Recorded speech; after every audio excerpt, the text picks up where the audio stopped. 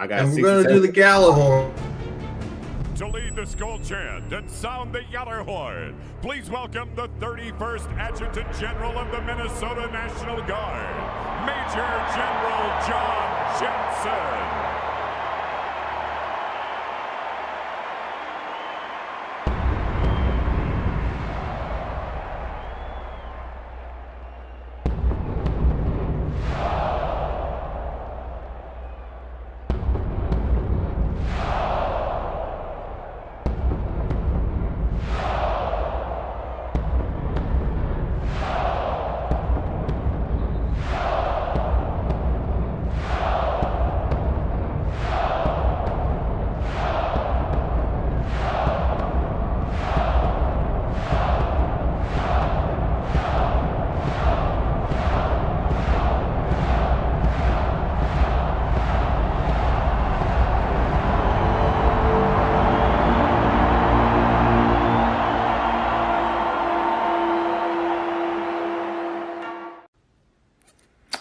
Well, hello, this is John Randall, Minnesota Vikings legend, and it is my pleasure to say, Minnesota Vikings fans uncensored, are you ready? Keith, get your people up. Let's go. Skol, skol, skol, baby. Let's go. Hello, Vikings fans. Welcome to the Let's Skol Show, week 5 of the offseason. I'm Fish. As always, I've got Mr. Positivity, Cody Bowden, who greets with smoke Skolful Shaq, and our Captain Keith is in the background doing Keith stuff, getting us set off and running. He'll be joining us shortly. Kwesi's been fired. Let's talk about it. Who's going to step into that role next? Vikings also added some new coaches to the staff. Who are they? I don't know. Who are they? C.J. Ham officially retired, and Justin Jefferson misses Sam Darnold. We're going to go around the Gallahorn with our hot takes, make our Purple Prophecy predictions, and talk all things Skol. Tonight, we're going to be joined by D. Woods from the Skol State of Mind podcast. But before we jump into all that, let's break this ice. Fellas, you in the chat, how you going to Super Bowl this Sunday? Where you watching? Who you watch with? What you eating? That's the important thing. What you eating? Well, I know my wife, she's a huge wings eater, so I want to make some homemade wings for the game, stay home with the family. Kids are going to watch those commercials. They love the commercials during the Super Bowl, especially the new movie trailers coming out when you get the Super Bowl spots. But I'm just looking forward to eating a boatload of wings and enjoying that halftime show that's also coming out. So on Turning Point, but yeah, it should be a good time. Thank you, Shaq. For me, I done messed up. I done made wings a week early, so I'm not trying to eat another set of wings. I'm probably still trying to decide on what I'm gonna make. I'm probably gonna just go lazy and get some pizza and some pasta. Call it a day, and make sure I got my alcohol cabinet filled up, ready for the game. I'm probably just gonna watch it with some of my old coworkers from when I used to work at Amazon. I might watch the game. Probably watch the game. I guess I'll watch the game. Fish, you're gonna watch. I'm gonna eat tacos. I'm gonna eat tacos regardless. Never had tacos and football together. Did I hear Shaq say he can't have wings 2 times in 1 week? No, I can't. This is how I maintain my weight. I change up my diet. I'm gonna get tired of eating wings again. Oh my gosh, I could eat wings every day. Pigs in a blanket. You could flavor them different rub, different sauce. You can do wings all kinds of different ways. Yeah. The biggest question is, are you an all flats guy? I usually get the whole wings, but for me, it don't matter flats or I don't know what the other one would be called. Was it not drumsticks? Drumstick. Oh yeah. Drum. I'm a drums. I'm a drums guy. I mean, I'll eat the flats, no problem. But if I got to choose between them, I like the drums. My favorite bar, they did all drums. Oh man, the best. I'm not picky. As long as it tastes good, I'll chow down. That's funny. That's kind of like a big debate though. Like I never knew that when I first like started eating wings. Like I knew I like drums more, but I like the flats too. But then people started asking like, which one do you prefer? I was like, I never even thought about that. Mm-hmm. Like, it's a big thing. You're either a flat or a drum person. The real question is, how do you eat your flats? So there's nothing left.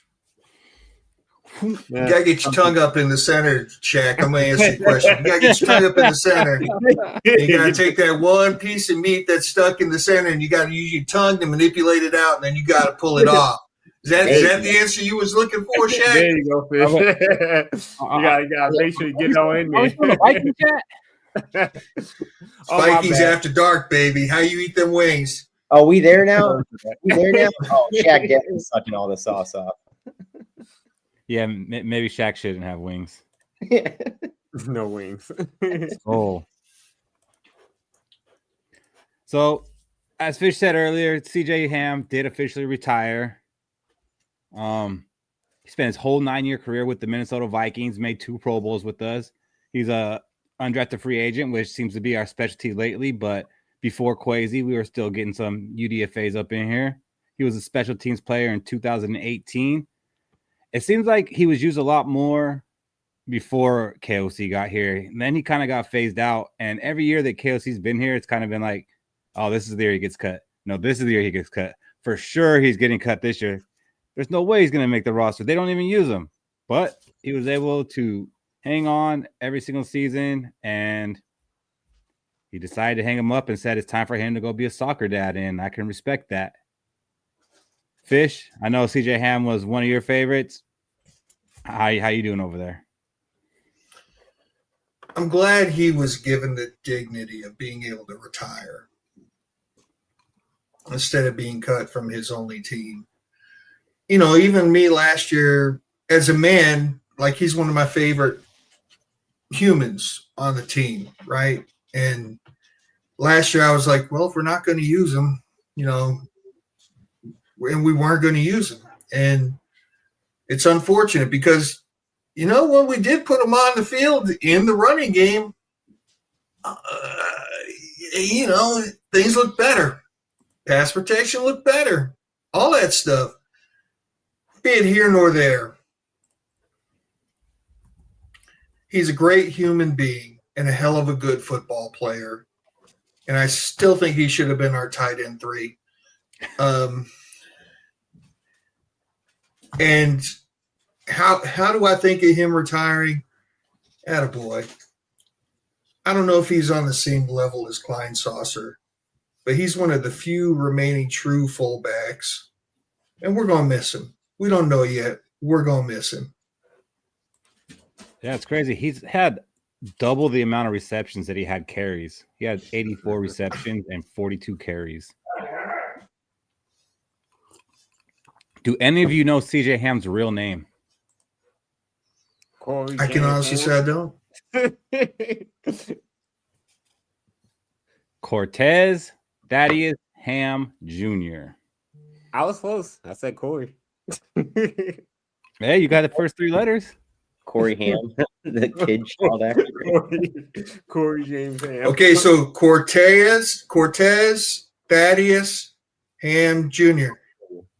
You tell me that J comes from the junior? Yeah. I'm pretty sure Okay. comes from. I think JJ McCarthy's comes from that too.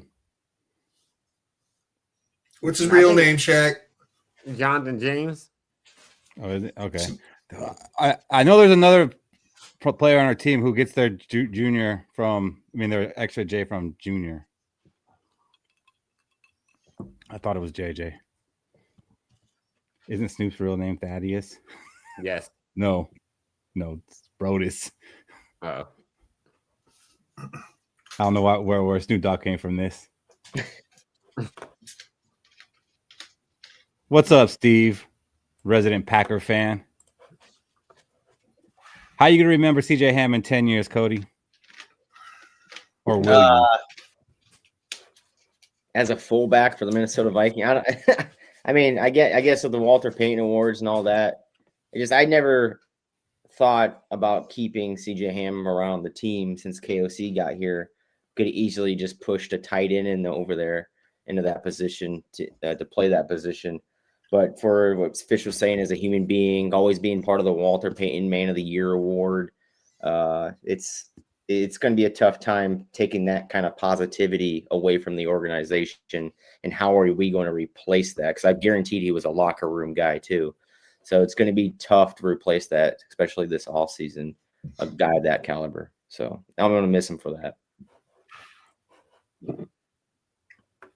Yeah, I think he's been more of a locker room guy, more than he's been a presence on the football field the past couple of years. And you almost wonder, like, could he become a coach? But I don't know if that's in his plans. It seems like he wants to do more family time. Mm-hmm. Mm. That's the same thing, like, I think with Harrison Smith, when everyone's like, well, if Harrison Smith doesn't come back, he could be a coach on Brian Flores' staff. Like, I don't think Harrison Smith wants anything to do with football after he's done, at least for a few years. Like, I think he wants to get away from it too. But maybe they come back, they go home for a couple of years. Like, man, these people are always here and they're always talking.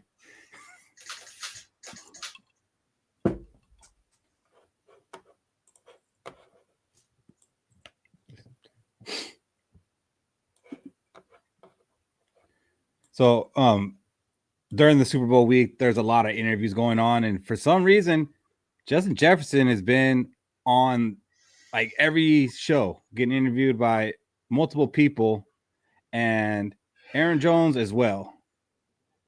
And both of them have been asked questions about the quarterback in Minnesota. And they both have mentioned that the Vikings should have brought Sam Darnold back. And they felt like you had what you needed here. The players liked him. He did well for us. You should have brought him back, which, okay, maybe that's true. But how do you guys feel that they're coming out and saying that when they have a quarterback at home? Trade him. Trade him and cut him. Yeah, it's scary. I don't think J.J. McCarthy ever had that locker room, no matter the praise that he got or the what am I looking for? The motivational speeches from them during the season. That just tells me right there that they haven't even believed in him since he got here. I mean, like I said, I get it. Like, we all know that, okay, if we had Sam Darnold, we probably would have made the playoffs, and that's fine. I think it's fair to have known that before we even made the change, that there's a good chance that we would have been better off with Sam Darnold, but we were going in a direction of what was supposed to be our franchise quarterback, and that guy is who is here now. I don't know, like saying the quiet part out loud. It's like, at least people waited till Kwesi got out the door before they were kind of talking about him. Yeah. I mean, at least he's speaking facts. I mean, they're both speaking facts, but they're also saying, hey, that's our quarterback too. At the end of the day, we got to keep working with him during the offseason. They know what they need to do for J.J. McCarthy, right? And it's the hindsight thing. Yeah, I get it. It's bittersweet that he's going to the Super Bowl, but he knows that what he has to do as a teammate is to lift McCarthy up also, right? Have McCarthy earn that locker room instead of just pretending like he owns that locker room. He's got to earn it, just like he's going to have to earn this quarterback battle coming into next year.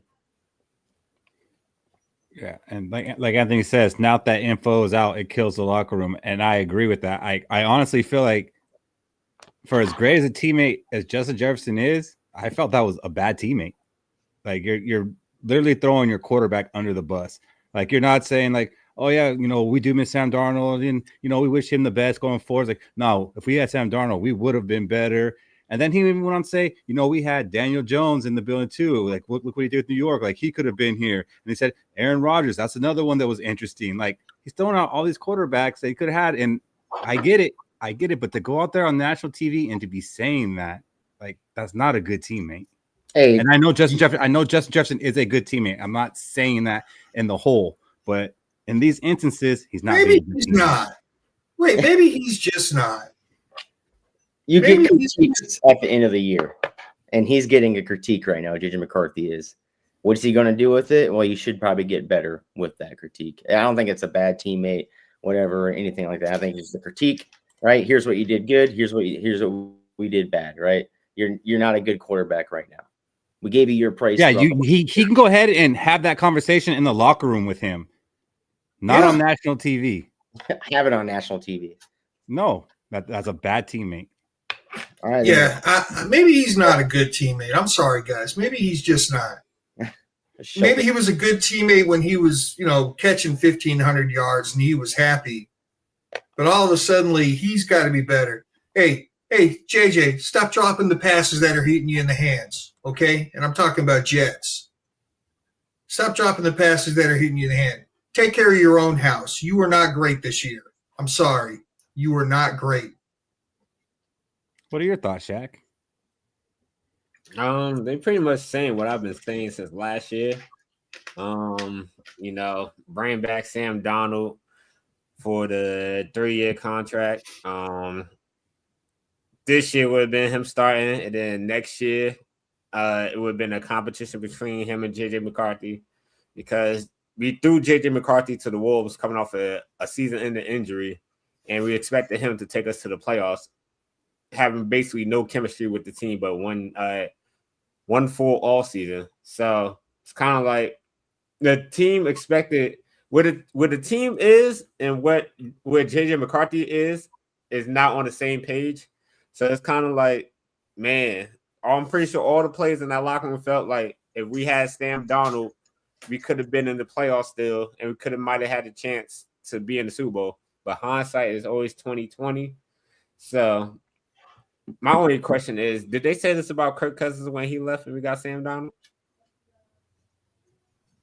Damn straight they didn't say that shit about Kirk Cousins. Fuck Kirk Cousins. But how do you feel they are saying that? Like, what do you think that's doing for this team? Or it's not a big deal? It's tough love. Like, JJ McCarthy, deep down inside, knows he was not good at all this year. He knows that he let this team down, and so he needs the leader of the team telling him that in national TV, even though he already knows it. Yeah, add extra motivation. He's what you call it? Wait a minute, Shaq. Hold on just a second. Yes, they did say that shit when Kirk Cousins, to a man almost, except for you. We were all like, this is going to be a down year with Sam Darnold. He's a bust. He ain't no good. He sees ghosts, yada, yada, yada. National prognosticators were picking us to place fourth in the division. It was a surprise for us to win that many games and be competing for the division at the end.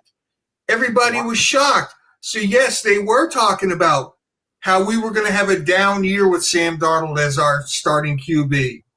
Well, and then when it was, it's a bet toss-up in spring training between him. They didn't say it after the season, like they're saying right now. They didn't say if they would have had Kirk, they would have done better. Oh. Weren't they? Nah, we smacked the shit out of Kirk. We got his ass benched. And then it wasn't just Justin Jefferson. Aaron Jones, he said the same thing, that, they would have been better with Sam Darnold. And, when you have a quarterback who plays well and who the players, gel with, you should keep that guy around. And I get it. Like, what he's saying, it's true stuff. But you're really throwing your quarterback under the bus. And then they brought up Aaron Rodgers to Aaron Jones. And they started talking about that. And they asked Aaron Jones, where do you think Aaron Rodgers should play next year? He said, Minnesota. That's throwing your quarterback under the bus. I think you're looking at the wrong way. Does that mean Aaron Rodgers is coming to Minnesota? He could. I'm not saying he's not. That's more important information than how JJ McCarthy feelings is right now.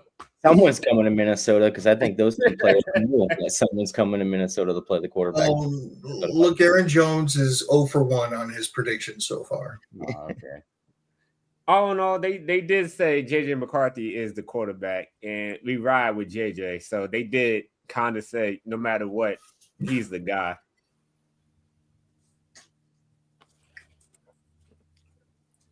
But you got two of the leaders on the team, two captains on the team, basically calling you out on national TV during Super Bowl week. Tough pill to swallow. Swallow it. Do better, and he will. Then they'll praise you on national TV about how much better you are over 1 year. How you took the Minnesota Vikings to the Super Bowl. It's criticism. Take it. I just don't think that's the place for the criticism. Mm-hmm. I think the inmates kind of broke out of the asylum for a second with Kwesi firing. Just like, screw it. Free for all. Yeah, I mean, we'll see what this does. Like this offseason, like people were saying this is going to be an interesting offseason for the Vikings a few weeks ago. And I was like, you know what? I really don't think it is. I think it's going to be pretty calm. No, it's not.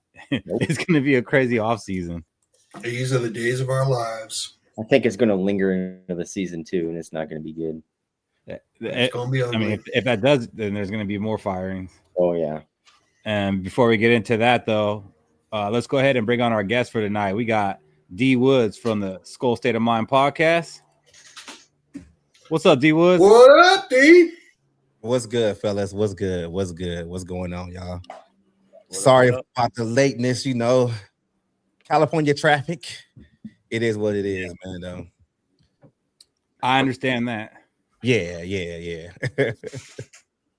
What's going on, man? What we on? We talking about the Diana Ricci stuff and how people feeling that McCarthy's being thrown under the bus. That's what we on right now.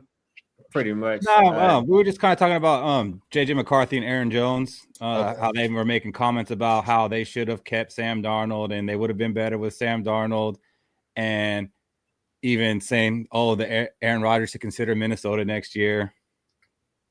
So it's just kind of like I get it. Like they can think that and have those conversations privately. I just kind of have a problem with them coming out in the public and the national media saying that stuff. So you got to think about it like this, especially the Aaron Jones piece, right? They asked Aaron Jones about Aaron Rodgers because, for one, Aaron Jones and Aaron Rodgers played together, right? Yeah. So they have that relationship, and Jones isn't going to say anything that's going to be like controversial towards Aaron because that's his guy. But at the same time, when they speaking on Sam, how I look at it like that is, even though they only spent 1 year with Sam, where are they at right now? Where are these interviews being held? Radio Row at the Super Bowl, right? Who's in the Super Bowl? Sam. So the last thing you want to do, even if you're feeling some type of way and you want to big up, your guy, that's your quarterback, you still want to give Sam some kind of like, hey, we got you. I'm happy you here too.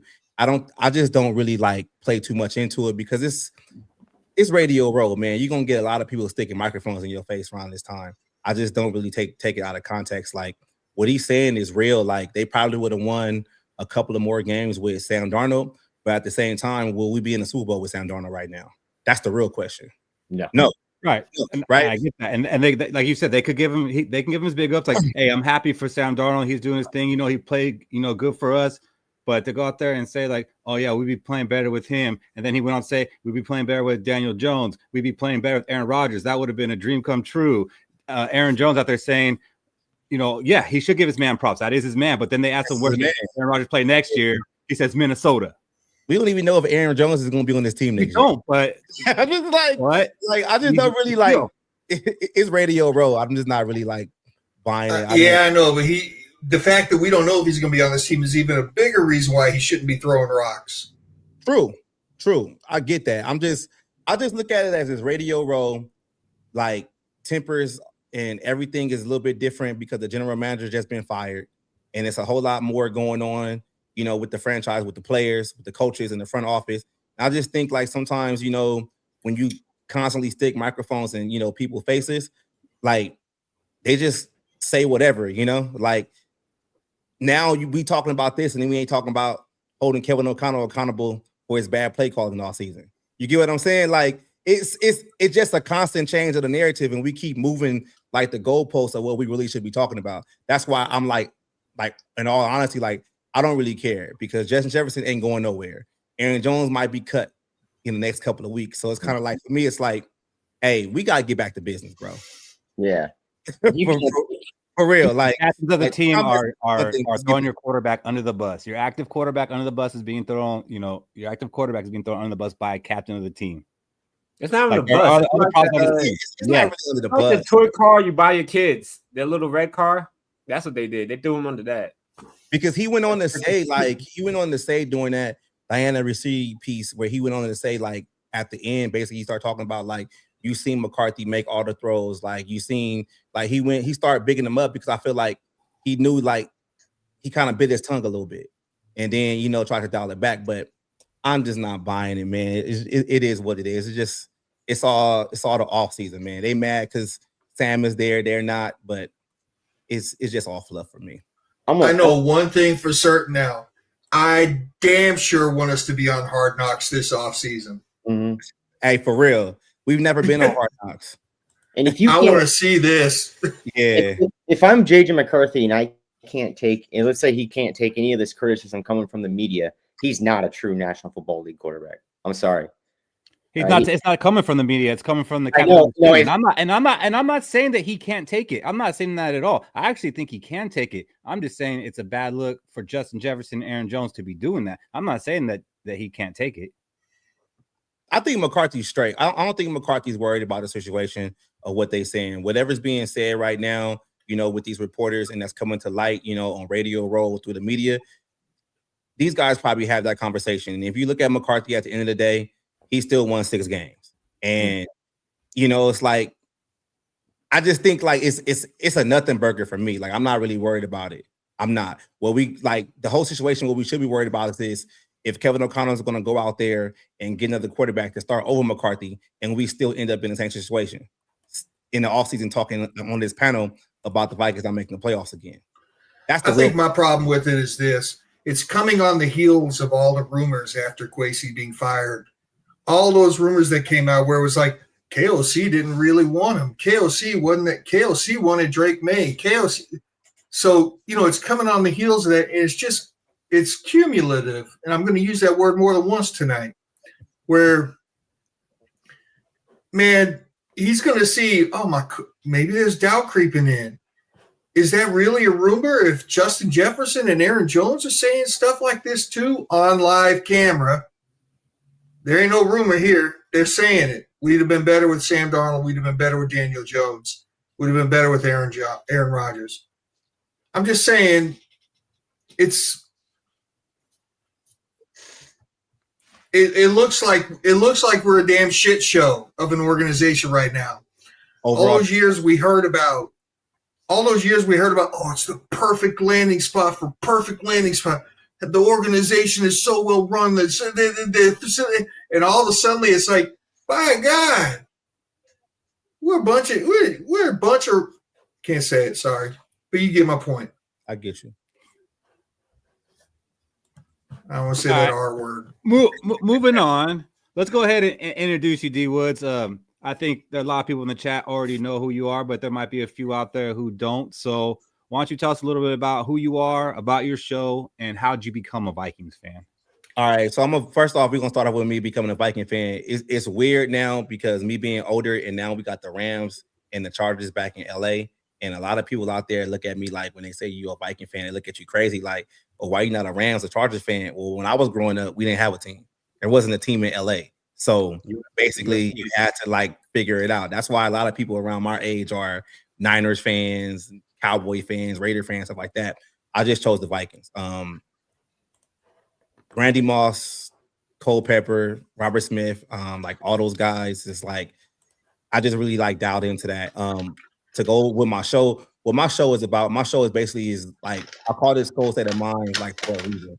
And if you guys are hip hop fans, I'm a big Nas fan. The NY State of Mind situation, and I always feel like some of the topics that aren't talked about, you know, throughout the media or through podcasters or whatever. I just want to give some people a different alternative of thinking about the situation because I feel like it's way more nuanced to certain situations than just it being like black and white. And that's kind of why I named it that. And that's kind of why sometimes like I really feel like 90% of the time I'm not wrong. I'm just early. So, yeah. Yeah. I mean, when I was growing up, the Rams were still here before they went to St. Louis. But my dad was a Viking fan, so I didn't stand a chance. I'm like, now thinking like, Dad, I could have 2 Super Bowls right now. But I guess the chase. Yeah, my pops is a big time Raider fan. I was just like, I'm cool on them. Like I ain't trying to be a criminal right now. I'm good. All right. So, aside from the miracle, what would you say is your favorite Vikings moment? Man, I would say that favorite Vikings moment or favorite Vikings play. Which one? Moment. The same thing. I would say my all-time favorite play is the Randy Moss flip back for the touchdown. Like that shit was like, yeah, that was one of them ones. I mean, the Minnesota Miracle is like, it's up there. I don't know if y'all like heard me talk about this before. Like, I never seen it live. I only saw the replay because I was already like soaking, and because I thought they lost that game already. And we threw it. I was already in the hallway, like, man, this is like we done. So I'm never going to put that one up there. But I said the Randy Moss flip back. Like, that's probably my favorite play. We like that play too, don't we, Keith? Oh yeah. We've got an alternative view of that. A TikTok of that one where we got one where he goes to throw it back, and then we got Fish's dog catching the football. Oh, and then even Burger King used that. They had, the king. Yeah. Too. All right. So, what do you grew up in the Moss, Carter, Robert Smith kind of era of football? That's what made you a Vikings fan. I want to dig a little deeper into your fandom, right? Without naming Moss, Jefferson, AP, Randall, or Chris Carter, or Robert Smith, who was your favorite Vikings player? Not those names. EJ Henderson, Xavier Rhodes. I'm still a Dickens guy. We go back to like the 98 Moss era. I'm gonna say all the running backs, even if Michael Bennett broke his leg every year. Ontario Smith, Moelle Moore, Jim Kleinsaucer. Who else? Oh shit, Vasante Shenko. I thought he was one of the best tight ends in the game when he was playing for the Vikings. Especially with Favre. Who else? I mean, I must try to go on defense a little bit more. The Williams Wall, of course, you gotta say them. It's a lot. It's a lot. So many great players have come through Minnesota, man. It's a lot. Be a trade or they drafted them. Like, yeah. Oh, Rakib Ishmael, someone says in the chat. Okay. So I'll be a little bit lighter than Cody. This is going to tell me everything I need to know about you, D Woods. What's your favorite uniform?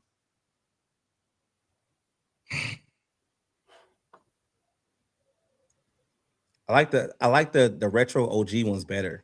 Like I like those better. Like those are my favorite ones right now. Like the color rush one, I just wish the color rush was yellow, not purple. Because that would be a better color rush situation. Not the purple, not like I just don't understand that one. But the OG ones those probably my favorite ones. I hate the ones that Jared Allen had with the shit down the leg, like them are ugly. But yeah, those. Yeah, I like the 98 Cunningham ones. Moss rookie year. Mm-hmm. I don't even like the whiteout ones. I said to the comments that I don't like the whiteout ones. I like the whiteout ones when they play, but when you actually try to like to buy the jersey, it doesn't even look the same. So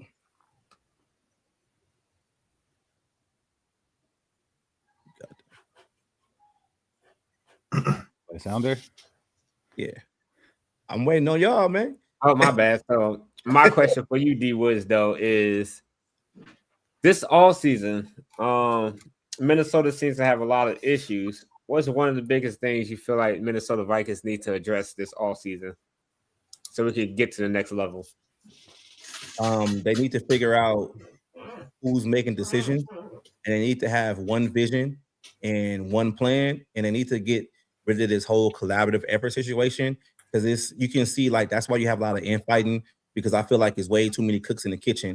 And I think like for this organization to be strong and to actually like go in the right direction, they need to like, I know we haven't got to the GM situation yet, but they got to have somebody that's like, that's the guy. Like, all right, he's the boss.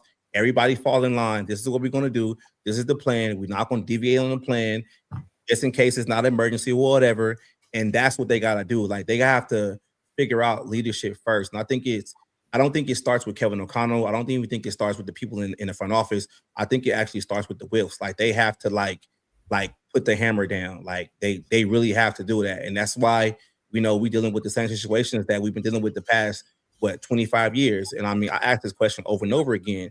If you look at what we're dealing with right now with Kwesi being fired and Kevin O'Connell, it's kind of similar to the whole Mike Zimmer, Rick Spillman situation. We going through the whole situation all over again, and that's all lack of vision and lack of focus, lack of one person like making decisions. That's just how I see it.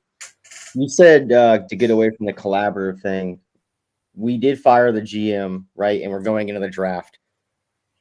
How collaborative is it really going to be now with all these chiefs in the office? I mean, the new assistant head coach, the operations manager, all these crazy things. Rob Brzezinski, O'Connell, Flores, like how it's going to be really collaborative this draft. And that's what I'm saying. Like it's going to get worse. That's like kind of why like people, you don't really blame Kwesi for anything. It's like I just see this team like take a lot of like whiffs on certain situations, and it's like not having that one vision or hey, in the draft we got to go get X, Y, and Z. You got too many people that have their hand in certain situations. Like I don't know if y'all saw the report about Kevin O'Connell and the coaching staff, doing way more with scouting after the 22 season. And if you look at that, you can tell you why they drafted Ty Felton in the 3rd round when they could have drafted Trevion Henderson. You get what I'm saying? That's Keenan McCardell basically pounding the table for wanting to get his guy. Oh, they traded up for Dallas Turner because Brian Flores wanted to get his guy. Like that's like you can't do that as an organization. You have to have a vision and a plan. Like that's why people tell you like when you're starting a business, the first thing they tell you is write a business plan so you can follow that and go through it, and that way you can kind of like pick out the pieces and you can like have that groundwork. Like the Vikings don't have that, and that's why they keep missing, bro. Like that's just how I see it. It's gonna be complete chaos. I'm gonna be honest with you. Like with us having the 4th place schedule, we're gonna benefit from that, and probably win more games and probably make the playoffs. But at the end of the day, like y'all got to ask the question: do we see this team with the current structure that it is in the front office and the coaching staff and the players that's on the roster? Are we ever gonna make some noise like in the postseason? Because that's what it's all about. Yeah. Last one for you. Do you think because Kevin O'Connell had their hands in the business, Flores had his hands in the business during draft? Do you think that was because of Kwesi's 2022 draft? I think, okay, this is how I look at it. I'm gonna give y'all, this is the Skol state of mind type part of me. If you look at the Minnesota Vikings, right? The Minnesota Vikings have never hired, Shaq noticed because you heard me say this before. The Minnesota Vikings have never hired a general manager that had outside experience. And what I mean by outside experience, they never hired anybody that was a general manager prior to becoming a general manager for the Minnesota Vikings. And if you look at the coaching, they've never hired a coach that had prior experience outside of the Minnesota Vikings. They either promoted within or they always go out and get, a first-time head coach. And when you do that self-consciously, what you do is you basically make a person feel like you're doing them a favor because you're giving them a first time as of being a head coach or a first time being the GM. And to go back to what you said about like having Flores and all these other guys, like that's the problem. Like is no real experience. Everybody's grasping at straws, man. And that's like it's so much dysfunction and it's deteriorating from the inside, man.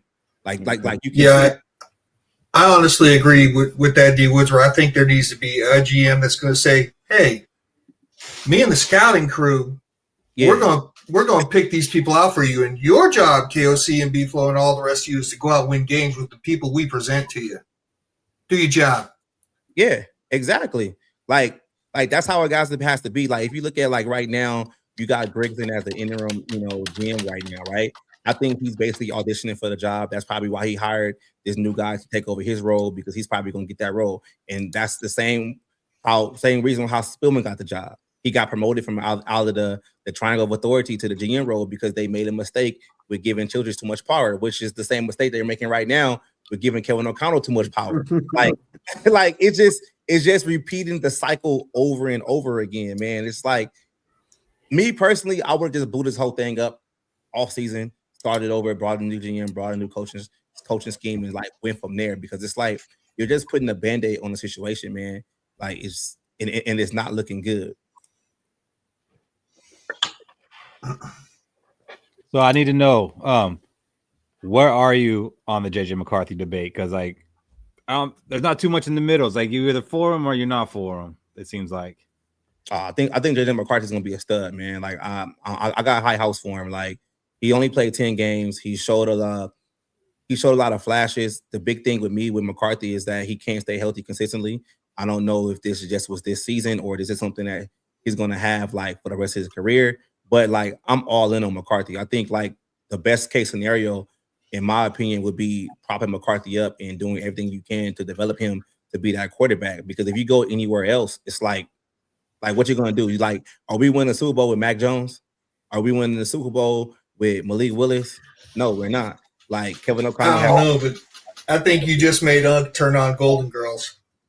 He was with you. He was with you. And now he's like, oh no. Nah, I mean, like, I just look at it like this though, right? If you think about the Vikings, I talked about the coaching staff, right? I talked about the front office. When we look at the quarterbacks, we always get mercenary quarterbacks. When was the last time we drafted a quarterback and developed them and like stayed and let it pan out? When was the last time? Yeah, Culpepper, that was it. We really don't know what happened. What we had with Bridgewater because he got hurt. Christian Partner couldn't play, so it's like we can't give up on McCarthy right now. The kid only played 10 games. I would say after this season, if he doesn't stay healthy or if he doesn't show that he can be the starting quarterback, then you move on. But you can't move on from him right now. Like it'd be a waste of time. Like what you draft him for? That's a good point. So I want to step in and take some credit for something because obviously the Wolves watch our show. Because last Thursday night, I will soon famously have said, I just want a little bit of that impatience from our ownership. And the next day, they fired Kwesi. You know, what's your thoughts on the timing of this, fellas? I mean, like, it's kind of around the horn. You know, we're a few weeks out. It's right before the Super Bowl. They say that they're going to hold off on hiring. They're kind of putting things into place just to get us to the draft, which is a little over 2 months away. So what's your thought? Like, how does that read in your minds, the timing? Sam Darnold made it to the Super Bowl. Like, let's just be real. Sam Darnold made it to the Super Bowl, and somebody in the front office or ownership panicked, and now they want to ask questions. And that's just what I'm saying about people not having a vision and staying with it. You knew Sam Darnold was going to be a rental anyway. You knew that. But now that he's in the Super Bowl, it changed your whole perspective on the situation. If you was going to fire Kwesi, you shouldn't have fired him when we were 4-8. Shouldn't have fired him then. That way you could have had way more time to look for another GM. But now you're going to tell us that you're not looking for one because we got too many things. Like, nah, make the phone call. That's what I'm saying. Like, it's just setting up that Rob Brzezinski is going to be the GM. Like, that's just what they're doing right now. And it's just like it just keeps showing way more dysfunction because they don't have a viable plan. Like, they don't. Like Kwesi, I get it. He wasn't good with his first draft. I don't really want to put the other drafts on him because you can kind of see now with all the reports coming out that he wasn't really doing all that. Was he just a liaison or just the face to come, to the interviews? We don't know. But at the same time, it's like if you was going to do it, you shouldn't have did it a long time ago. Yeah, I thought it was dumb to fire Kwesi. I mean, his drafts and whatever happens in the draft, I thought it was dumb on the timing of firing Kwesi when it happened. They should have waited out until the 2027 draft, right? So that way, okay, if McCarthy isn't it this year, then you can fire both Kevin O'Connell and the GM, right? And that being said, usually when a new GM comes in and a new head coach comes in, right, a new quarterback also gets selected in that draft. Yeah, exactly. Yeah, and it would. I don't get it why they fired him this year if they thought McCarthy was bad, because the quarterback class is not strong this year, but it is really strong in 2027. So that is something to think about heading into that 2027. And no, Cody, if he's bad and he plays the whole season, wouldn't you want that, like from a front office? Because now you're picking higher in the draft for that 2027 draft that has way more quarterbacks at the top. You basically don't have the same situation you had when you drafted McCarthy, where you're trying to trade up. Now you don't have to trade up because you're already there. Because if we lose, I don't know, man, that kind of exploded in our face this year because we had some really bad quarterback play at times. It was horrible. And we still went 9-8. I think one of the things is perception is reality, and we all saw it unfold. Oh, we fired him he's down in Mobile, Alabama, scouting out the Senior Bowl. Dirty. Oh, and while he's out of town, we're going to gather everybody around and interview him about what's going. Yeah. And then we fire him. And then the Wilfs didn't control the narrative. Mark gave a press conference saying, we fired him. But then all this stuff comes out, and there's nothing to really set it straight from the organization. And so now, we don't have a general manager until the draft. We're doing more of this collaboration bullshit with our cap specialist leading the charge. Cap specialist is going to lead the charge on personnel. Exactly. I don't know. Exactly. Like how does that look, right? Like, even if you fire Kwesi right now, like we have maybe like a month or two before the draft, you can make a call and bring somebody in as a GM. You can do that. Like, why do you got to go with Brzezinski to go through the draft, free agency, and then you're gonna go get a GM? And if you really think about it in all, reality, a GM that has experience, do they really want to come here? What GM wants to come here to where, look at how you treated the last guy that left. Mm-hmm. You get what I'm saying? Now you got Brzezinski, who you really want to have the job. And what am I coming there doing? Am I coming there just to be a funky too? And when things go wrong, I get fired? Like, I might not want to come to Minnesota. Might not be the job for everybody. I think it's the exact opposite of that, because I think Kwesi got at least one more year than he may have gotten in other places with the way things have gone down, especially with the drafts and not having a lot of success. And so I think you look at that, like, they gave him a chance. Like, they gave him the whole 4 years of his contract. Yeah, they gave him the extension, so now he's getting paid after he got fired, because that money's guaranteed. Yeah, guaranteed. And I don't think you're coming in to be a patsy. If you're not involved in that draft, and this draft ends up sucking, and these players end up being busts, that's not on you. You're escape free. Like, oh, that wasn't me. So like, you're getting 1 year free pass as a GM. So if you're a new GM, it's your first year, you're kind of getting a chance to kind of learn things and not have to make a mistake of, taking the number 12 pick and trading down to number 31 and taking a guy that never sees the field. Like, you're getting a pass year one. It's way more to it than that 22 draft. I just look at it like this, though, right? Ed Ingram is probably going to be the highest touted guard this year. He's going to come in probably by like 14 to 15 million, in the offseason. If he stays still cheaper than Will Price. Yeah. If the Vikings and has the season that he had, this year, with the Texans, we might look at that draft a little bit different. Like, if the trade that Andrew Booth, with the trade him going to Dallas, and the Vikings getting Noshawn Wright, but Flores couldn't have him see the field, we look at that draft a little bit different, because that's draft capital that you might have whiffed on that you actually made a little bit better. I just think, like, at the end of the day, man, like, all this Kwesi blame and stuff like that, like, we really got to start blaming these coaches for not developing these players, because if you look at, like, outside of the 22 draft, we already know now that the coaches was the one asking for these players. And if you're asking for certain players and you get them on the roster and you still can't develop it, that's on you. Like, that's on you. Like, look at the offensive line for example. I've been talking about this for the past 3 seasons. The long developing plays down the field make these offensive linemen look bad.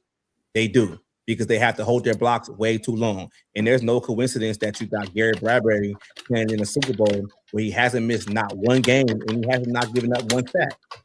Like, let's talk like we can talk about Kwesi, about the drafts, and about some situations a lot, but we really got to start holding these coaches accountable, bro. Like, we really got to think about it like from that standpoint with the coaches, man. Coaches are the ones who was asking for these players. They get these players and then they're not playing them. Like what do we do here? So kind of getting back to, there was a lot of rumors that came out about the tensions were spilling out between Kwesi, of course, he's named, and key members of the coaching staff who are questioning his experience to do the job. And the owner's initial conversations were with several members of the organization. It revealed serious concerns about Kwesi's name ceiling up, given the overall body of work. And of course, I agree with this. Team sources said, but no changes were announced, leading to a belief that the general manager is going to be retained. And then discussions over the span of weeks and concerns regarding his leadership and the organization's direction had become more pronounced, and ultimately they're impossible to dismiss. So in the end, the owners felt they needed someone who could lead with more experience and develop an accepted consensus. One of these members had to be KOC, right? Exactly. And it's no coincidence that when I wake up this morning, I see a report in an interview from Tom Paracello where he's talking about how there was no rift between Kwesi and Kevin O'Connell, and him and Kevin O'Connell are really friends and stuff like that. You're doing that because you want this damage control now. Too much has gotten out the building, and now people are starting to question you as the head coach and what you and the role you played in this whole situation. And now you want to dial it back and say, "Oh no, we're cool. We were friends." Like, where's that coming from? Like, I just want you guys to think about like a lot of stuff that's been coming out through the media. It ain't been coming through the media to Kwesi.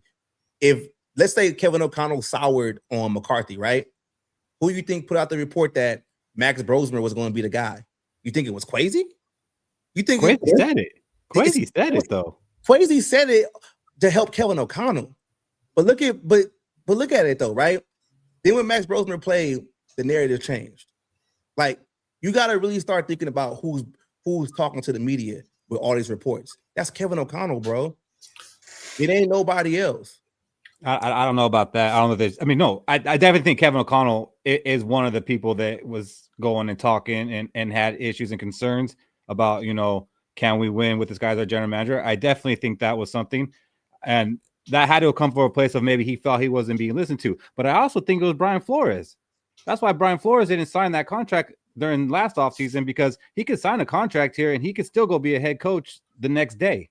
That doesn't prevent him from going to be a head coach.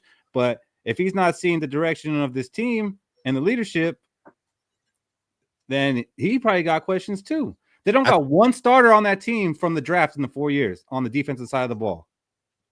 Who fault is that? Kwesi's. You think so? I think so. Well, I mean, ultimately, it's got to be. He's going to make decisions. That is weird. Like, what if there was a rift between Flores and Kwesi? Because who signs the coaches? Who picks the coaches? It's the GM, right? The GM picks his coaches he wants. We didn't learn about Flores's signing until, was it after Kwesi was fired, right? Did Kwesi want B-Flow back? I don't know if people wanted to come back with Kwesi. So I don't think it's I just think everybody's trying to position themselves to get what they want. Or did B-Flow get reassurances? Hey, we're about to make a move on him. Oh, okay. I'll go ahead and sign with you. I'll go ahead and sign back. Y'all want me to be real fish? How I see it, Brian Flores made the play for himself. Like, Brian Flores knows damn well he's probably not going to get a head coaching job anytime soon. That's why he keeps getting passed up. The Mike Pitney interview that happened the week before everything blew up kind of shined the light on what's really going on with Brian Flores. He's hard to deal with. Nobody wants to work with him like that, regardless of his defense being great and him having a top 10 defense the past 3 seasons. That's good, but it doesn't mean anything if you can't work with anybody. And that's what's being said. That was said in Miami, and that's what's really said about all the ex-Belichick coaches, if you think about it. So Flores made the play for himself because he really wanted a head coaching job. And once he got to the point to where he knew he wasn't going to get it, he took the interview with DC to basically jack the price up. That's all he did. Like, he wanted to do it for himself. And that's just why we got to look at these coaches from a different standpoint. They were the ones making decisions. Kwesi was the one putting the name on the board. It's just weird that he took the DC interview with Washington, D.C., right? It was for the defense coordinator. Yeah. While Kwesi was still here. Exactly. There's rumors floating around, hey, Dallas could want him for D.C. Like, we're talking a lateral transfer for him moving to D.C., and he didn't sign until Kwesi was gone and fired. That's when he's like, okay, yeah, I'm coming back. That's just weird. At the time, I think we were speculating that the rift was between B-Flow and KOC, though. I think there's a rift between all of them. But you said Flores signed. I think Flores signed before Kwesi got fired. He did, but I think the wheels might have already been in motion. Let some reassurances that Pettine won't be here and Kwesi won't be here. I don't think he wanted to work with either of them. And quite Kwesi, Beeflo, he shouted out like, "Oh yeah, it's been a great time here with KOC. I love Minnesota. I love the Wills." He never said I love Kwesi. He don't have to. I mean, okay, he doesn't have to because he doesn't. Because he doesn't. So why would he say it? Why would he say it? Man, I just think when you want to paint a narrative or you want to throw a guy under the bus, you're gonna pick out everything that you feel like is gonna like support that situation. I just really feel that Beeflo knew he played himself. Beeflo bet on himself. He didn't sign the contract because he wanted to be a head coach. Once he really got word that nobody was gonna hire him as a head coach, then he wanted to like make a play, go to DC, and I mean Washington DC, go to DC and interview for that job. And basically, that wasn't going to work out because they hired Daronte Jones because he's easier to deal with. That's why he went there. That interview wasn't even for him. There was no way he was going to go be a DC under a defensive-minded head coach. That was never in the cards. He was there to talk about word on the word on the street was from Kwesi. Actually, there's a contract sitting right there waiting for him to sign it. So I don't know that he jacked. I mean, I get what you're saying, but I don't know that he necessarily jacked up the price. But I'm just saying there was a contract on the desk saying, Beeflo, whenever you're ready, sign it. From the words of Kwesi himself. But you got to go get an offer somewhere else, though. If you want to come back to a team and you want to say you want to command, let's say, $8 million, whatever, right? You got to see if another team is going to offer you anything close. And that's what he did. He went to Washington and had that interview. And I think that's what made the Wills shocked. Like, oh, my God, he might take a lateral move. And they jumped and they overpaid. That's what happened. I don't know that they overpaid. Do you all think Kwesi knew he was getting fired? That was it Friday when he was at the Senior Bowl? Like he knew beforehand? Or my ass wouldn't have been in Alabama of all places if I knew I was getting ready to get fired. Well, was that a dirty move on the It was a dirty move. Like I wanted a new GM. I'm glad they tried something different. They brought an analytical guy. That's the hot thing. I thought, okay, this is cool. And, he came from, like, I know he's with the Browns latest, but he was with the 49ers and they had success. I'm like, okay, this is cool. We're trying something. And they didn't bail on it after 1 year. That's cool. Like, I was down for that. But after 4 years, I was ready to move on to a different GM. But the way they did it, man, no, I don't agree with it at all. Like, it was like, what was it? Casino or no Goodfellas, when you think you're about to go be a made man and now they're going to whack you. Yeah. Like, hey man, did you get the email about the meeting? No, I'll be in Mobile. What meeting? Like yes, like they were meeting with everybody and Kwesi's meeting was Tuesday at 9 a.m. but he was in Mobile. Yeah. He missed his meeting. But let me ask you, you think that wasn't handled great. With the current structure, Brzezinski, Kevin O'Connell, Brian Flores. Like, what do you see this team doing next season? Like where do you see it? Getting our ass kicked. No, I don't. I think so. We assume that KOC and Brian Flores are going to have all this power in the draft and this roster construction. We don't know that for a fact. But if that is the case, then KOC's ass is on the hot seat, and he's going to sink or swim with his decisions. And I'm kind of cool with that. I just think like we're really going to see the soap opera spill over this season because now like the shield of Kwesi not being there, like of knowing that you have a fall guy, like you're gonna see stuff that we never thought we would see before. But you want Kwesi gone, right? Because you want somebody that's got a plan that's going to stick to it and not just be this collaboration. Like you're saying he's picking guys that Beeflo wants, he's picking guys that KOC wants. No, you want a GM that's going to take command. Yeah, doing that. So it's okay that we moved on because maybe the Wills want that too. Maybe the Wills want that too. Kwesi moving on. I'm cool with that. I just was more upset about how they did it when they did it, and then how the media tried to portray him that everything was on him. Like that's what pissed me off because I know damn well Kevin O'Connell, like the quarterback situation, right? You can't say Kevin O'Connell's a quarterback killer and everybody goes through Kevin O'Connell when it's concerning the quarterback for this team. But then when you make a decision on McCarthy or Sam Darnold, now it's not your decision. Like, nah, bro, you cherry picking. And I just felt like you wouldn't even have a situation if the Wills were, had more of a vision for their team. They shouldn't just blew it up. They could have just think about it, man. Like we'd be in a better position right now. We'd be a little bit more happier if we talking about, hey, you know, Harbaugh's the new coach, you know, or Sean McDermott's up here right now. Like this whole situation is like leading to nothing. It's leading to baby going to the playoffs and losing again. Successful season. That's not a successful season to me. Thank you. I'm a Laker fan. Yeah, losing the first round of playoff, that's not a successful season to anybody, Cody. It's not successful, man. It's not good. And I just want to keep going back with the whole Zimmer Spellman situation, right? Mike Zimmer got fired because he would make the playoffs every year. And when he missed the playoffs twice, he got fired. Kevin O'Connell has made the playoffs every other year. Like, but at least with Mike Zimmer in year 4, we was playing in the NFC title game. We're not doing that right now. And people can say, oh, but we had Rick or whatever. But Kevin O'Connell is supposed to be the quarterback guy. How many quarterbacks is he going to get? I like this situation because I think O'Connell does feel like his seat is a little warm. And as a head coach, I think I would do everything possible that I can to get this team over that hump starting this offseason. So on the question of that quarterback, they're saying that at the beginning of the season, KOC was saying he's not ready, but Cam wasn't buying it. So Cam didn't make the moves to shore it up because he thought, no, this is it. This is what we wanted. This is the rookie deal. I'm paraphrasing in a big way here. But so do you think KOC was actually saying he's not ready? We need to do something else? Or do you think KOC was saying he's ready?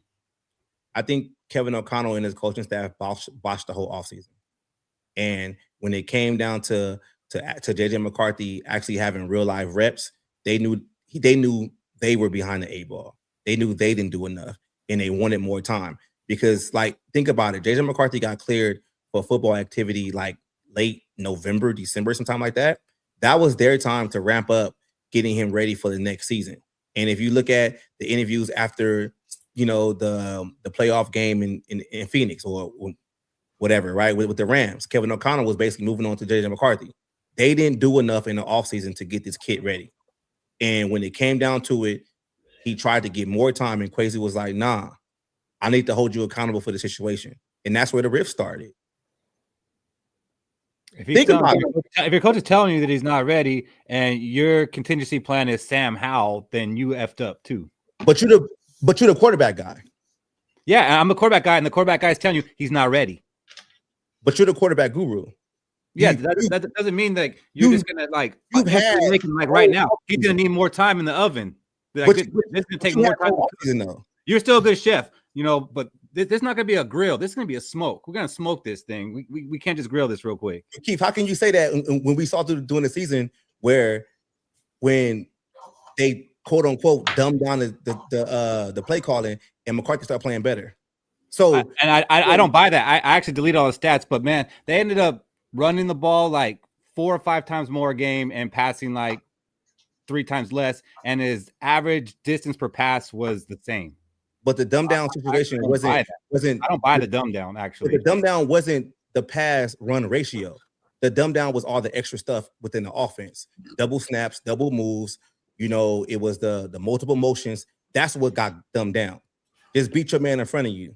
Now, what I'm saying is this though, Keith. You had time with McCarthy, right? You had him the whole offseason. No, he was still rehabbing to start the OTAs.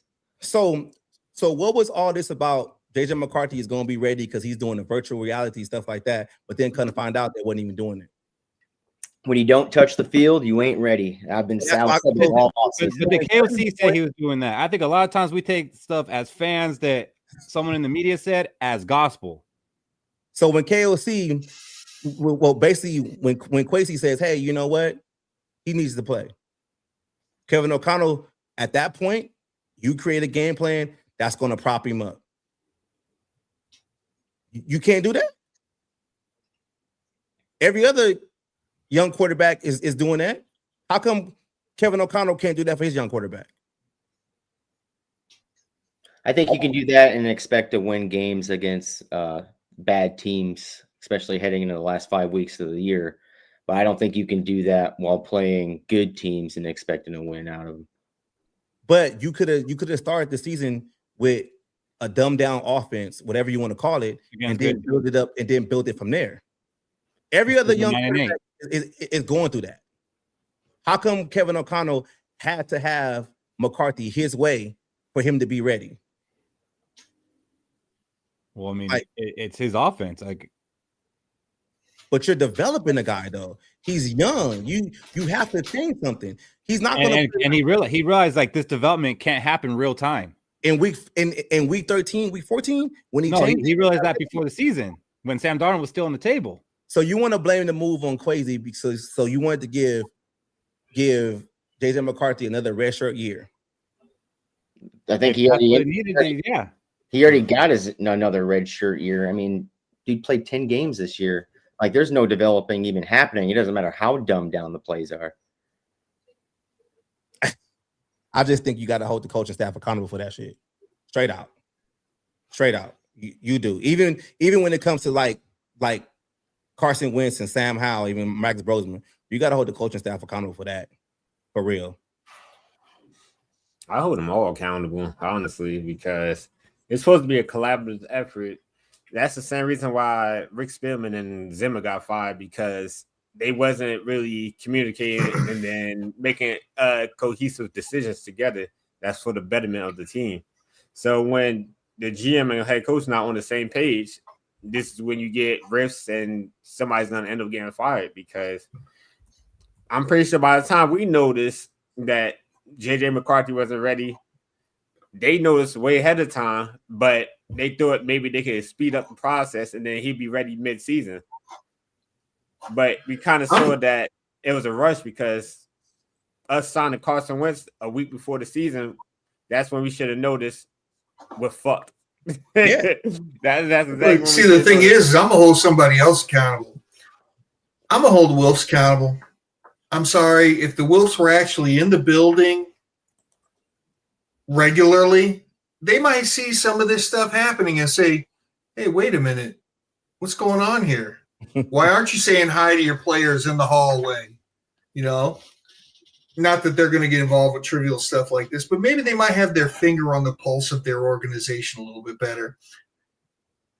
Hey, Fish, you right about that though, right? You see everybody get upset about and had this whole big conversation about, you know, JJ McCarthy missing time for the birth of his child, right? Then Kwesi taking 2 weeks, right? But the Wilfs ain't never there. They did people the only damn team. Let me tell you something. I'm gonna be a little petty. Like, Mark gave that press conference. Ziggy wasn't there. Ziggy's the primary owner, right? Right. Oh, Ziggy was sick. Well, this is pretty important, Ziggy. Take some Tylenol, get your ass in front of the camera, and announce the firing of your GM. I don't think if you're going to talk shit about your GM missing 2 weeks paternity where he's on call for his, you could be there for the firing of your GM. I'm just saying we got to keep the blame across the board even. And we mad at McCarthy for missing practice during week 2, and we got upset about Kwesi missing 2 weeks. Then we need to have some Wilf representative be there 100% of the time also. Because I wouldn't want to say 100% of the time, because I don't want it being micromanaged like the Cowboys and Jerry Jones. I'm not saying they gotta be there. Be there. Like, you shouldn't have to wait to the end of the season to have meetings with your staffers to actually know what's going on. You should already know. Mm-hmm. This is your baby. This is where you making your money at, right? So, like, how come now when you see Sam Darnold go to the Super Bowl, now you want to call everybody up on Zoom meetings and say, what's going on? Who made this decision? Who made that decision? You shouldn't have been there. Like, all right, cool. I'm not saying you got to sit there and be like yes or no, but at least be a fly on the wall. So let's try to put a bow on this thing. Any of you guys feel like Kwesi was the scapegoat? Yes. I wasn't ready to go there. Yeah, I do too. I mean, he needed to go, but I feel like he's kind of scapegoating. Yeah. What you got, Cody? I see you moving your head over there, man. What you got, man? The timing says, yeah, it's definitely like a scapegoat situation, but this was coming, and I think everybody in the fan base knew it was coming. It was funny how people were saying, "Oh, everyone's surprised. It was a surprise firing." Like, we kind of been knowing this because we've been talking a lot of shit on Kwesi heading up, right? And it's like, it's not surprising he got fired. It's surprisingly the timing of his firing. So I would say because of the timing, yeah, it's a little bit of a scapegoat thing. Yeah. But you want to keep, you kind of want to keep your head coach that just came off of winning Coach of the Year. So you're picking a guy, let's look at it, right? I mean, the best first round pick that we have is probably with the Kwesi KOC era is Dallas Turner, I would say. If you look at Jordan Addison, he hasn't hit 1,000 yards yet as a wide receiver one or a first round pick, right? None of the 2022 guys panned out. 2024, JJ McCarthy always injured. Dallas Turner is the best one. And then you don't know what you really got in Donovan Jackson heading forward. And you drafted Ty Felt in the 3rd round. So it's like a lot of issues going around with the drafting portion. And you wanted to say, well, we got a quarterback on a rookie deal. Well, the rookie deal doesn't make much sense when you're the 2nd worst team in the league for salary cap issues right now. Yeah, So, but that's Oh, should KOC have been fired too? no, Yeah. I think, yeah. Well, I don't want to fire him yet right now because I don't want the situation where we found out with Kwesi and KOC heading into 22 when the only quarterback on the board was Will Levis.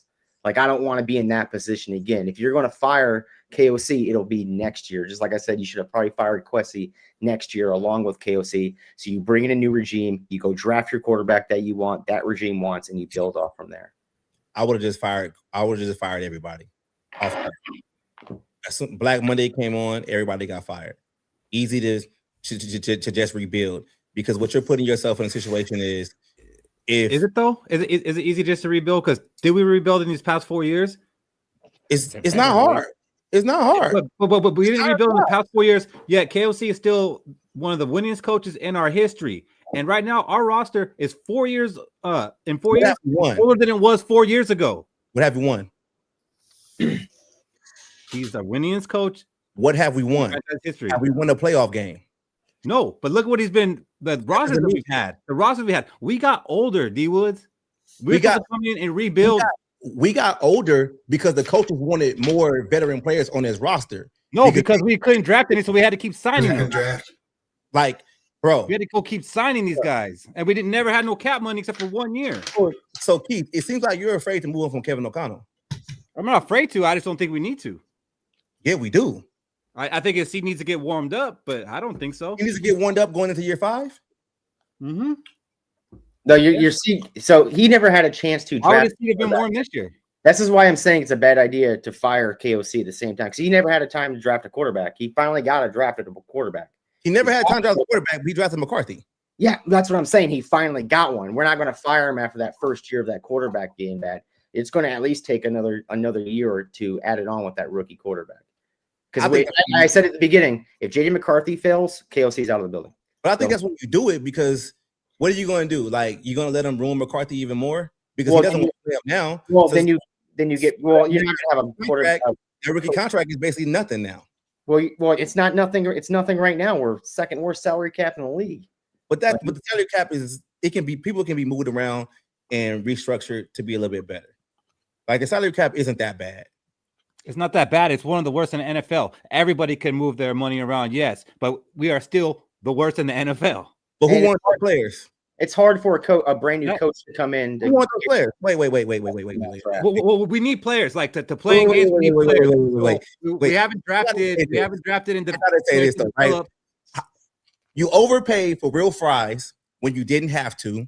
You overpaid for Ryan Kelly when you didn't have to. Because the guy that you got rid of, Garrett Bradbury, is actually playing in the Super Bowl. He never misses a game. Oh, you wanted to change the interior defensive line? You overpaid for those guys. That's not Kwesi. That was Kevin O'Connell after the playoff loss, going on the podium saying he wanted to revamp his whole interior offensive line. And if we want to hold Kwesi accountable, he went and gave Kevin O'Connell what he wanted. Now, if you look at how much Will Fries is getting paid, he's not a top guard in this league. He's not. He's overpaid, but that's what Kevin O'Connell wanted. When he wanted Ryan Kelly, that's what he wanted. So if you want to sit here and talk about the salary cap is bad, blame that on Kevin O'Connell because his coaching staff, his offensive line group, they couldn't develop talent. He keeps calling long plays down the field, which is making all these linemen hold their blocks a whole lot longer. So now you want to go and get the top of the guys that's top of the free agent class and overpay them because you want the offensive line to look better. And what happened? We had the same offensive line woes that we had last year. In the year Not before. really. Not once they were all healthy and together. The last 6 games of the season, the offensive line was actually pretty damn good. When we weren't playing musical chairs on that offensive line, it was actually pretty good. Did Will Fries get overpaid? Yes, he absolutely did. Okay. So what you're talking about, $48 million over the salary cap, and we're worse in the league. If you don't have Ryan Kelly and Will Fries on this team, you're probably at a good salary cap situation. Ryan Kelly's like $10 million, bro. That's not a lot of money for a center. Okay, so what about Will Fries? Will Fries is a lot of money. Would you rather have a rookie contract of Ed Ingram? Yes. I wouldn't have gotten rid of Ed Ingram. I would have kept him. Like, I don't know why they traded him. Would you rather have Harrison Phillips' contract over Hargrave and Allen? Yeah. Oh, absolutely. Okay, so who? So KOC wanted that. KOC wanted that. KOC and Flores wanted that. That's what they wanted. That's what you got to understand. That's what you're assuming. I never heard Flores or KOC talk about those two names before they were on the team. You're assuming that's what they wanted. But the man who makes the decision is the one who gets the credit and gets the blame. See, D Woods, here's the thing, right? I get what you're saying, but here's the thing. In the free agents, the first wave of free agency last year, yeah, KOC did say we got to do better than, but Cam went after these people. There were many other players that were available to go after. What's the kid's name that came from Philadelphia that's playing in New England right now? Milton or Makai? No, the defensive tackle. Quentin Nelson. Yeah, Milton Williams. Yeah. No, Milton Williams. So we could have gone after him, but we had Jonathan Allen in the building. For what? But I'm saying we did. What do you think? Jonathan Allen just was going door to door to stadium saying, "Hey, y'all want me?" No, Cam made a phone call and said, "Hey, let me holler at Jonathan Allen," and brought him in. I'm saying that the pick, who we picked and who we went after. KOC made a point and said we got to get better. Obviously, Cam's the one that said, "All right, this is what I think is going to make us better." And maybe he had some input, but ultimately, when it comes to people, personnel, that is the job of the general manager's personnel. So that's why I'm like you. I don't want all this collaboration bullshit. No, I want somebody that's going to say, "Here it is. Here's your players. Go win us football games." And stand by it. I just don't like the fact that whenever we talk about a problem or things that need to get fixed for this team, we go back and we look at, Kwesi did this, Kwesi did that, and we never hold Kevin O'Connell accountable for anything he's done with this team. And one of this season is going to be a telltale of who Kevin O'Connell really is. Yeah, it's just fine. Oh no, we could hold Kevin O'Connell accountable. Hey Kevin, how come on 3rd and 1 you threw the ball like 95% of the times? Exactly. You play call. You can nail Kevin O'Connell to the wall and crucify him on his play calling. Now, Fish. Think about this one though, Fish. Right?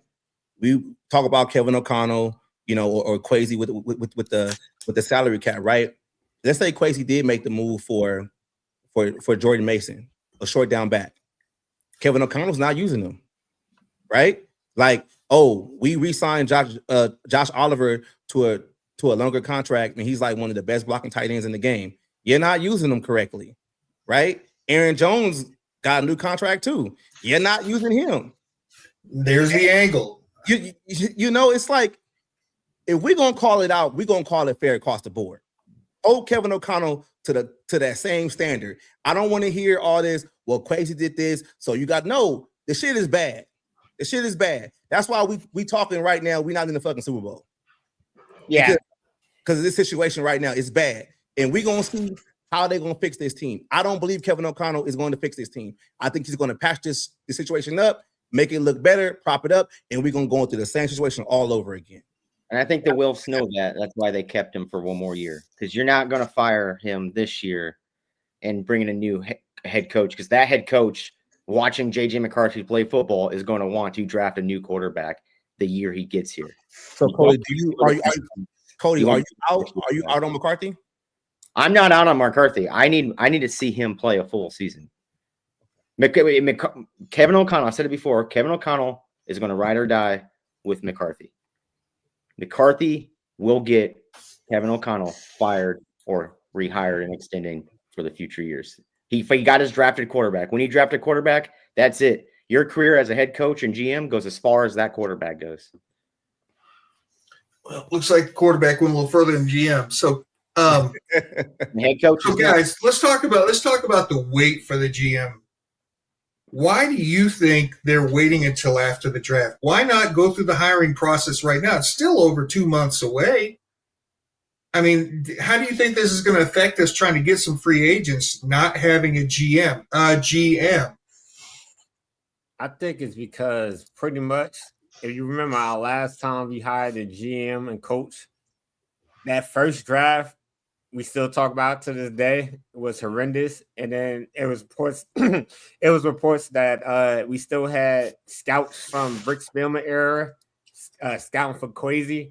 So, like, I guess to avoid all that bullshit heading into the draft, we'll just have Rob Brzezinski fix the cap space, and then KOC and B-Flow basically talk about how they can make the team better. And then by preseason or week 1, that's when our coaches will start, not coaches, but that's when the Wilfs will start targeting a specific GM to help guide this team. But right now, I feel like they trying to avoid what they did last time.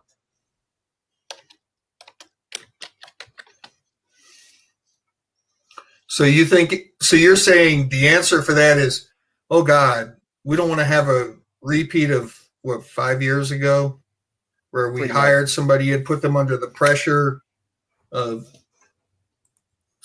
Skol, Tony, under the pressure. You just want to kind of go in-house, get through this draft, and give somebody a long runway to get ready for next year. Pretty much. Any GM we hire will probably be getting ready for the next all season. Even though we hired it after the draft, I'm pretty sure we'll be hiring them for next off season. So what do you think, Shaq? You think we're just not going to really sign anybody? Dopes. Yeah, I would love to. It's a good question. Like, are players going to want to sign here as free agents when there's no GM here? Because they could sign with us, and then we go ahead and get our GM after the draft, and maybe you're not that GM's guy.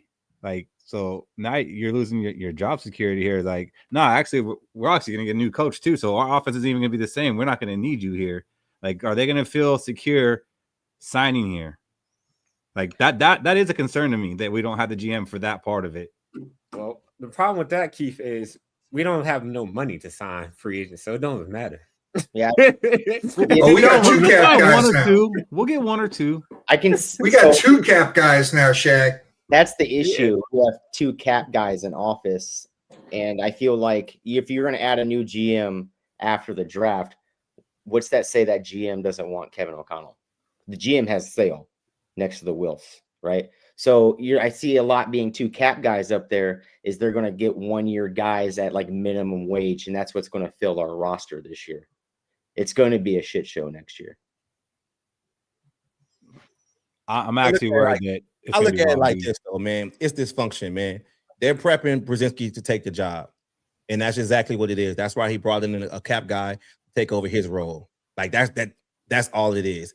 And if you're a GM, just like I said earlier, why would you want to come to this team? Like, why? Just ask the question. I don't want to hear, because Kevin O'Connell is here and Justin Jefferson. Like, if you want to come in to be a GM for the Minnesota Vikings, are you going to be able to do your job? Because it's being showed that history has shown that this team has too many cooks in the kitchen. Like, that was one of the main reasons why Ryan Poles didn't want to come here, because he wanted a certain thing to do, and they told him they didn't want to do that. So he went to Chicago. Like, that's what it comes down to. And I'm going to ask y'all this, too. Whenever you ever seen a franchise in the NFL or the NBA fire their GM and keep the coach long term? When has it ever worked out that way? Because just like Cody said, when the new GM comes in, they want their guys. They want their coach. They want their quarterback.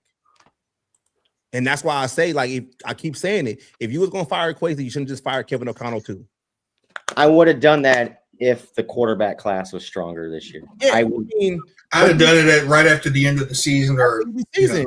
Because even if you lose this year and you become a 5-win team, like the next draft is when the draft is heavy, for quarterbacks.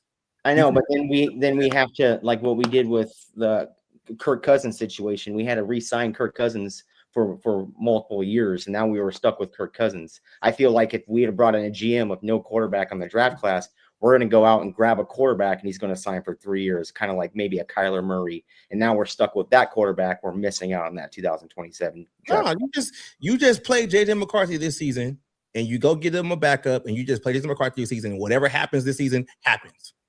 Like then trade him next year. Yeah, I mean, I'm in for that. If you have to, like Joe Burrow or is JJ McCarthy, in my opinion. Joe Burrow's not coming here, man. I know he's not. But that's the only way that I'm moving off of JJ McCarthy is if it's Joe Burrow. Like I'm not doing it for Kirk Cousins. I'm not doing it for Kyler Murray. I'm not doing it for Tua. I'm not even doing it for Aaron. I'm not doing Aaron Rodgers. But what I'm saying is this, though, right? Like if you fire everybody at the end of the season, Black Friday or whatever, right? And to go with Cody said, a new GM is going to come in here and want his guys. You just roll with what the stat core is at quarterback this season, and you figure out your quarterback next year in the draft or free agency. Because at the end of the day, I don't see us getting any of these top GM names coming to this team.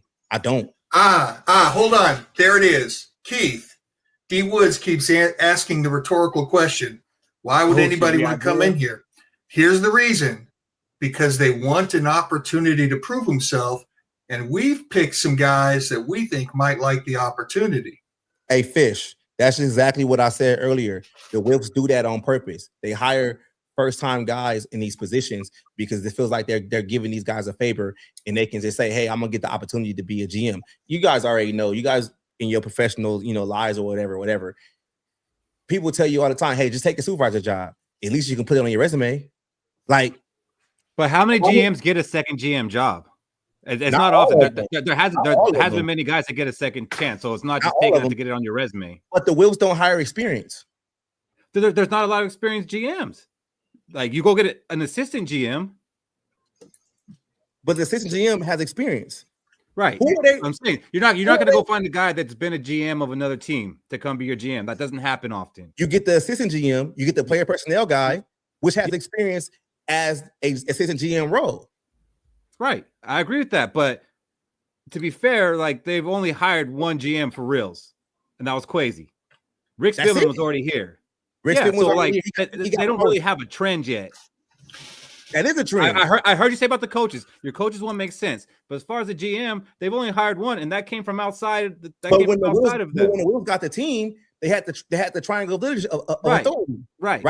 They didn't want to have a GM then. But they had to have one because they needed one guy to actually make the moves. And Rick was a good GM. Rick was great. Rick was a good GM. So there's nothing wrong with that. But their next GM, they went outside. But look how they hired him though. They hired a basically somebody that was completely opposite of what Rick was. Somebody that was green.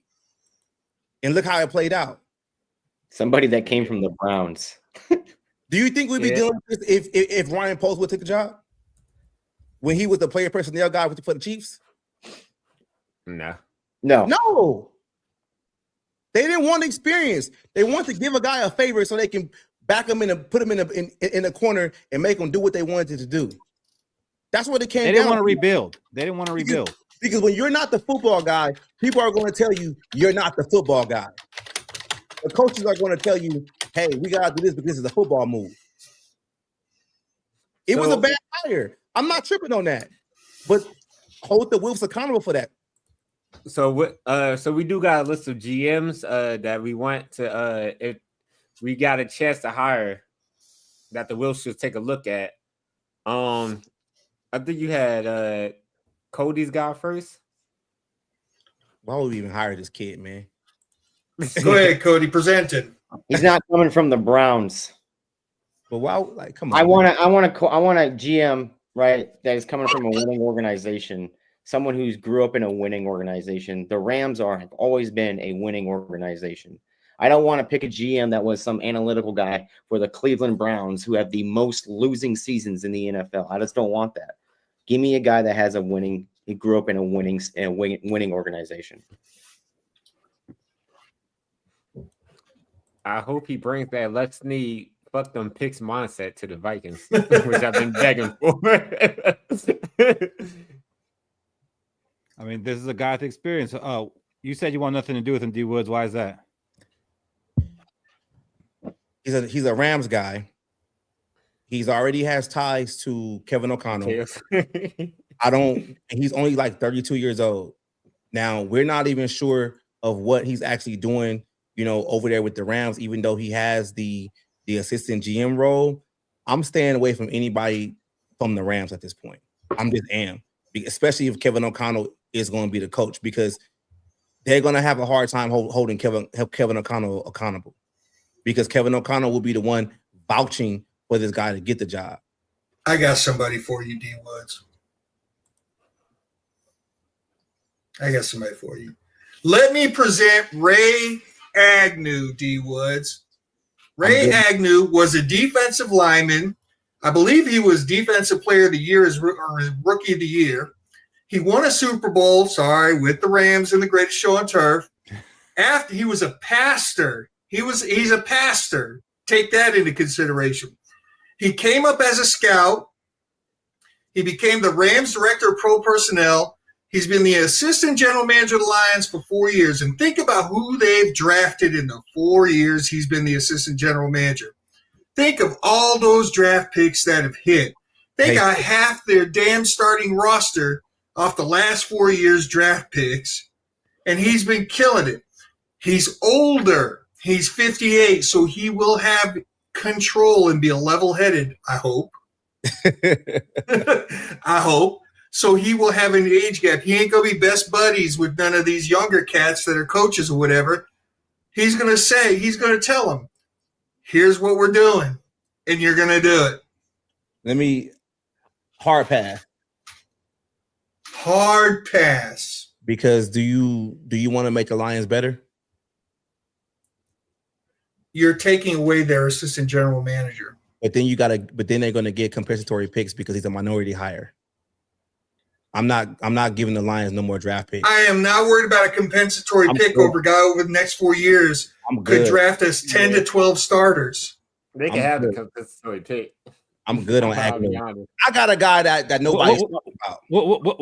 We're taking their guy that's helping make those picks, though. Yeah, I'm good on Agnew. That's not the guy I want. All right, maybe we'll get to him. Who's next? He ain't even on here. So, it's my guy, Chad Alexander from the Chargers, assistant GM. So, besides being from the Chargers, he did the 20-year program under Ozzie Newsome. I'm pretty sure you're familiar with Ozzie Newsome, not only playing football, but being the GM, helped build that awesome defense for the Ravens and draft all those good players that we're familiar with. Some of the draft picks under Chad Alexander are Mekhi Becton from the Jets. He's part of the Elijah Vera Tucker trade that got us Christian Darrisaw. He drafted Sauce Gardner and Garrett Wilson and Breece Hall all in the same back-to-back drafts. He also drafted the Jets' Will McDonald, who's a good defensive end. Then when he got to the Chargers, he got Joe Alt, Ladd McConkey, Cam Hart, the same draft.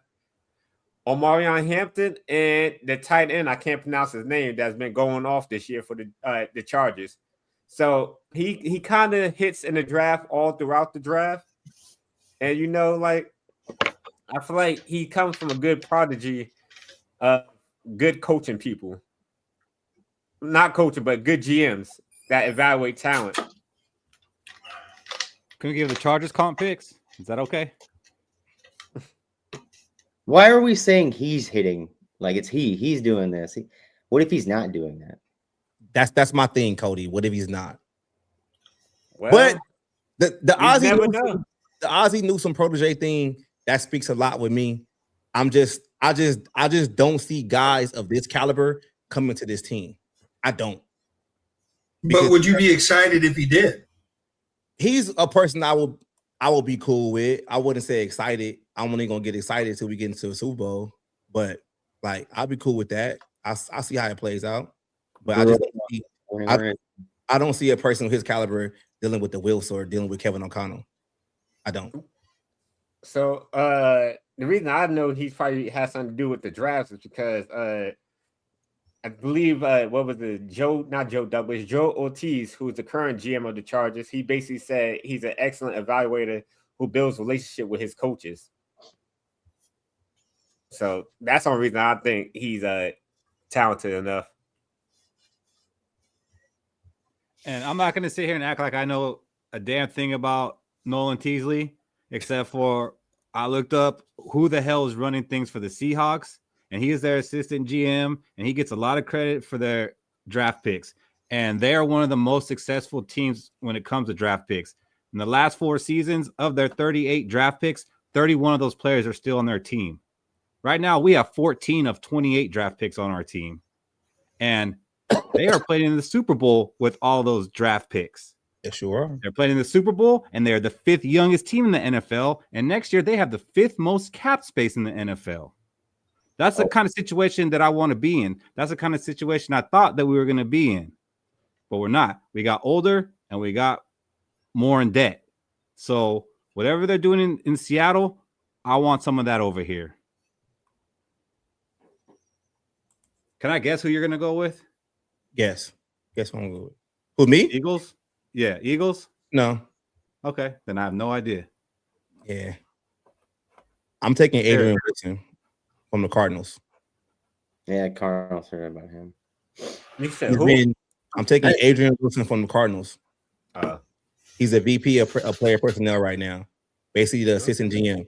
I mean, I'm not going to say that the Cardinals did this and they did that, but you got a former player that's basically went through the ranks as a scout, and he's a name that always comes up, you know, doing GM's interviews and stuff like that. And I think he'll be a perfect hire. I don't know. I don't like bringing someone from a non-winning organization. I don't win the organization. Cardinals ain't a winning organization. We're not either. I know, but I want to change that. We are a regular season winning organization. At least the Cardinals aren't that. I'm just saying, but that's the thing though. Like when we brought Rick came from Miami. Like Miami wasn't like, so you only want to pick from teams that are winning, then you're not casting the wide net. I want teams that have a track record of success, though. Like I think what I want. Like get the job done. The Cardinals draft good. They got some cool picks. They drafted all right. They drafted Will Johnson. I mean, after the first round, because like when you're drafted top 10, it's easy to hit those ones. It's better than what we got now. I know, but it's like we went from Kwesi, the Browns, then we went from Spielman, the Dolphins, and who's the guy before that? Like I like. But Spielman didn't come here as a GM, and Spielman became a GM here. Yeah. I like Adrian Wilson. I will give Adrian Wilson a chance. I liked him as a player for real. I did. He was one of my favorite players. But for the past, I didn't know he was a GM. he's the VP of player personnel for the Cardinals. Yeah, he's what Ryan Clark wants to be. Like that's who I look at. That's what I would take. I mean, Keith, you can laugh at it, and people in the chat can say I don't know shit, but hey, I'm not laughing. I respect your opinion because I'm not going to act like I know all these guys and what. I don't have a single clue about who you're talking about, so I'm not laughing. Look him up. Just look him up. About a former player, the safety. I forgot what team he used to play for. Play for the Cardinals. Play for the Cardinals and he played for the Patriots. Yeah, he's mostly a Cardinal. It's not about the Cardinals sucking. It's about, can you bring in somebody that can be an authoritative type figure and can come in and do the job? We don't know if the Cardinals are not allowing him to spend money or do X, Y, and Z. We already know the Wills don't care about spending money. They don't. But it's about, can you bring in somebody in here that can get the job done? That knows football. That's a football guy too. You're not wrong, D Woods. You're just really, really, really early. Hey, I call it like I said, man. This is probably why I don't really do a lot of the collabs and shit, because sometimes people are fans, like they be in the comments talking shit, and I'm just like, okay, whatever. They always do. Hey, no one's talking shit. Like they're having a good time. It's fun. At the end of the day, you should see how they talk to us. Like Yeah. Most of the people in the comments was wrong about a lot of things, so it don't matter. I know they are. I'm just like, it's just funny because it's like cats will always say like, oh, you don't know shit until shit like comes into fruition. They be like, oh, my bad.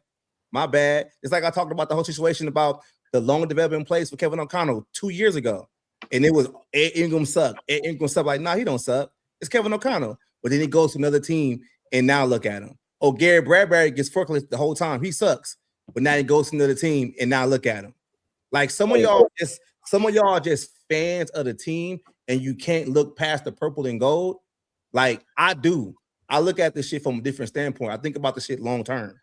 Look, So- D Woods, us and the people in the comments, there's only one thing, and one thing we can universally agree on. We drafted a hell of a kicker. Don't worry about those people in the comments because they I still ain't worried about them because they I still mean watching. I'm gonna say this shit again. Like I got a doctrine when it comes to this shit talking. Like people can talk shit, but I don't back down, and I don't lose either. So you can say that it is what it is, but I want to see you come on here and say your take. You probably say some stupid shit too. Oh, they would. You need to come on a Skol. You need to come on a Skol and chill. They're still watching. Yeah. Though. That's all that matters. They're engaged. They gotta make sure they leave a like. Yeah, if you guys are watching this and you're not subscribed yet, please do so. And if you haven't subscribed to D Woods, go over there. It's scrolling on the bottom. Go give him a subscribe. And he does know what he's talking about. He puts out good videos. He Everybody in goes the live. chat, if you got a problem with what I say, don't subscribe to my channel. Nah, go over there and become a member. Nah, you need that. Yeah. You don't want just people who agree with you, D Woods. You don't want just people who agree with you. Why would you want that? Like, I got my own cats. Like I do. Like and I rock with them. So like, don't subscribe to my channel because y'all some fucking idiots. Like don't subscribe to me. Please don't. That's our job though. We gotta educate them. I can't go off because this ain't my shit. But like, nah, like don't do that to yourself. Please don't. We gotta educate them. That's our job. We try to educate them on football because some of them are just Skol, casual Andrew. Vikings fans.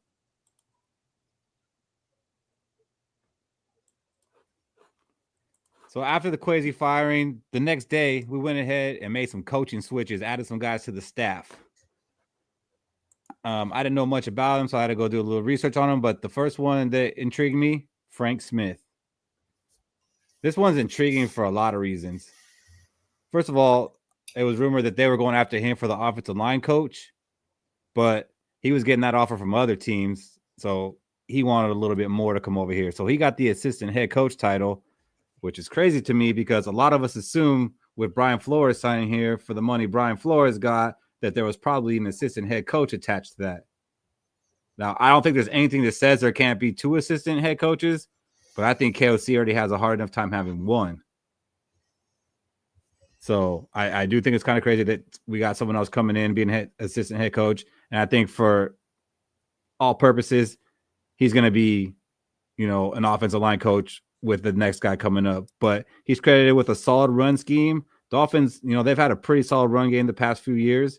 Maybe that was Mike McDaniels. Maybe that was Frank Smith. We're going to find out. We did promote Keith Carter to our offensive line coach. He was with us last year as our assistant line coach. Now, this one, I wasn't stoked about. I was kind of hoping that we would have gone outside and brought somebody in, since we've had a problem with our offensive line. I don't think that we were fixing it at home, but we'll find out. You guys remember when we first signed him last year? Yeah, he was the one that had the reputation.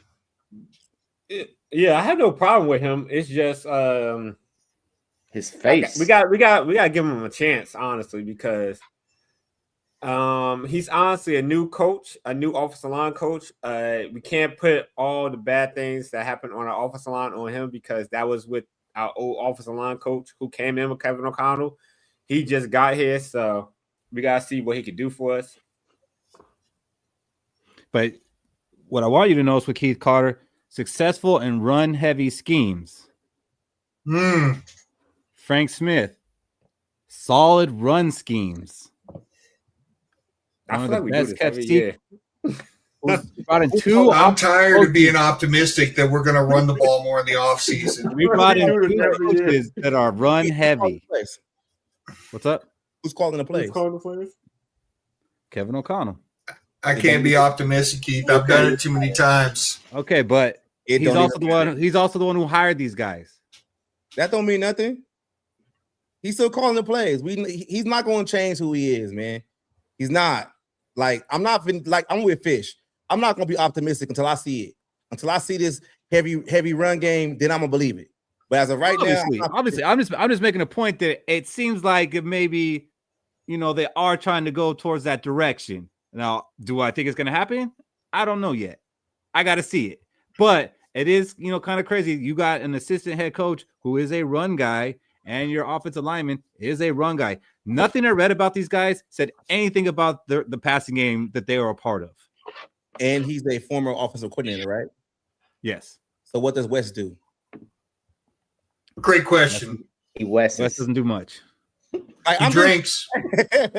He does, right? That's why the players have drinking problems because they're looking at the coaches getting the same shit. Oh. I mean, I'm just saying, man. I'm not too hyped. Y'all don't think it's weird that Brian Flores has signed his contract and they haven't had a press conference about it yet?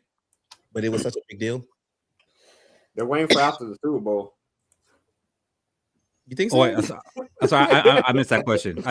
What was that? I said, y'all don't think it's kind of weird that they made a big deal about retaining Brian Flores, but they haven't had a press conference for him yet?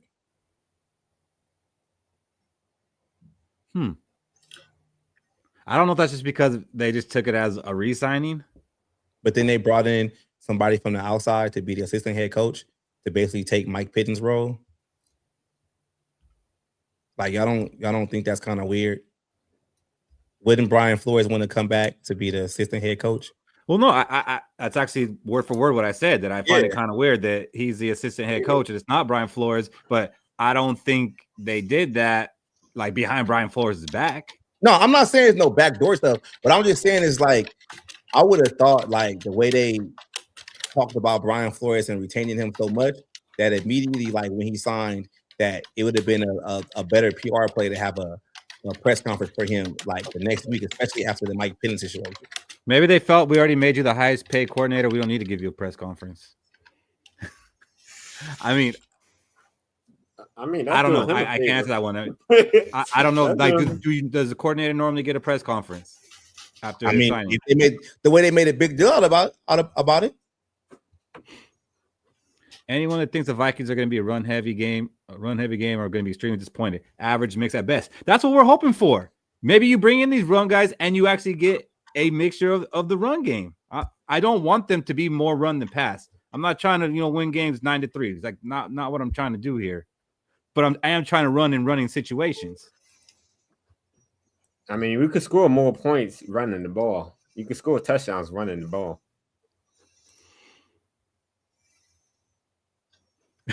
Assistant head coach sounds like a secretary job. It's more of a status thing, especially on this staff. Like, a lot of people didn't even know Mike Pettin was a part of this coaching staff, and he's been the assistant coach for 4 years. I did. Well, no, of course you did. Of course you did. I said a lot of people didn't know that. Yeah, probably that. Yeah, because he was a former head coach. Yep. They also brought in some people on the defensive side of the ball to help Brian Flores. Now, Ryan Nielsen, he'll come in as a defensive run game coordinator, which I don't even know if we really had one of those last year. Yeah, we had a defensive line coach, but I don't think he had the title of defensive run game coordinator. And that defensive line coach, Marcus Dixon, he ended up going to the Cowboys mid-season. No, the guy that went to Cal left mid-season. Yeah. Wasn't that our defensive line coach? No, he's a DB coach. Yeah, he went to Cal. Didn't he get fired from the Jaguars because they had an awful defense? He did. He had a very bad season as defensive coordinator with the Jaguars, but he was very successful on the defensive line side of the ball with the Saints, and that's where he'll be here. I know the Bills had a really good pass defense. I think it's I think it was number one in the league of pass defense. How was their run defense though? I don't like this hire. I don't think the Bills were a good run defense. I think they had the number one pass defense, and that was the only thing bright spot about that Bills defense. I like it because Brian Flores probably picked it. Yeah. I mean, I'm not saying like, oh my gosh, like give this guy a press conference or anything like that, but I do think that he was handpicked by Brian Flores. Especially this next guy I am excited about was Gerald Alexander. He was with Brian Flores in Miami and in Pittsburgh. So yeah, Brian Flores, it's definitely brought him in after losing Durante Jones, who was his right-hand man. He went out and brought in his guy. And the way I like to gauge things when I don't know a lot about a player is I like to see what the fans of that team are saying when they lose that player. So I went to go see what the Steelers fans were saying about him. And they were all pretty disappointed that he left. The fans even said that Mike McCarthy wanted to keep him. Not doing nothing for you, D Woods? We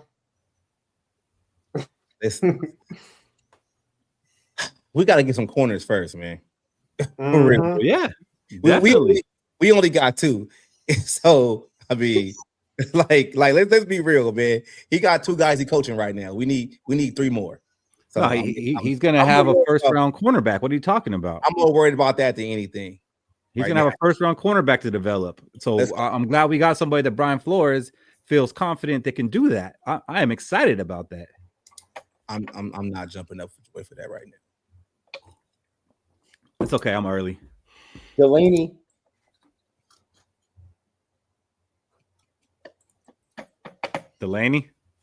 Manzor going.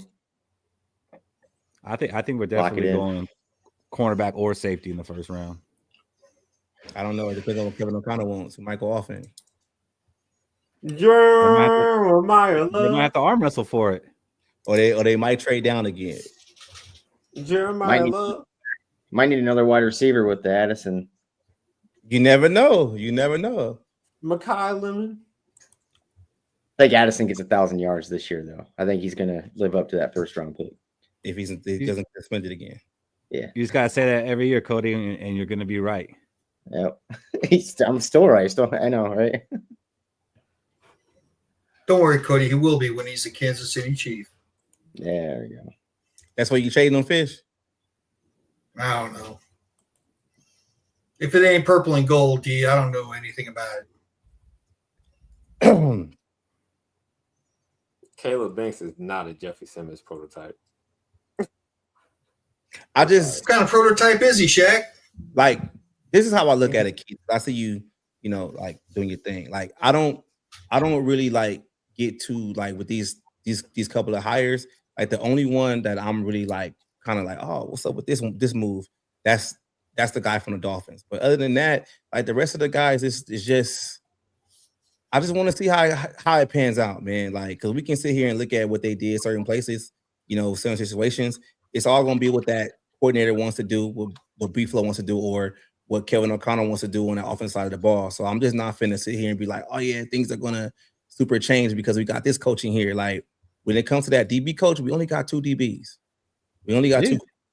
Like, no matter who the coaches are, we only got 2 DBs. Yeah, and we need some safeties too. And it's just like, I just think about it like, are we going to try to like run the situation again where we get veteran guys in there, on cheaper deals, and we're not going to draft again, and then we're just going to prop them up, and it'd be like that Shaq Griffin situation we had before, to where guys don't really have to play no man, but when they do play man, they get cooked. Like, is that what it's going to be? Like, I don't know. Like, there's just a lot of questions for me with this team. Like, it just really is, man. And I'm just not finna get too high on some of these hires because I don't see a lot of these guys having this job next year if this team has a bad season. Well, I mean, that's a fact. But if they do have a good season, they're going to get extensions. Maybe. If they do bring in a first-round cornerback like I expect them to do, and that ends up being Rookie of the Year, they're going to get extensions. Like, this thing can be positive. Like, that is an option here. Like, we're not going to only have 2 when the season starts. We're going to have more than 2 cornerbacks. I promise you. I see you're worried about that, but I can promise you we're going to have more than 2 cornerbacks when the season starts. We only had 3 last year. Only 2 played. Yeah, we did. And I thought, and cornerback last year was a need, and the year before that it was a need.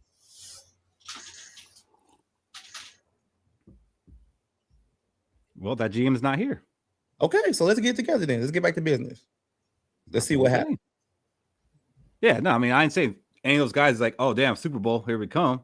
But I do like that Brian Flores was able to bring in somebody that he's familiar with, that he had on his staff in Miami, and that he was with in Pittsburgh. He obviously knows something about him. The Pittsburgh fans weren't too happy to lose him. Mike McCarthy wanted to retain him. So And it all could mean nothing. Absolutely. Absolutely.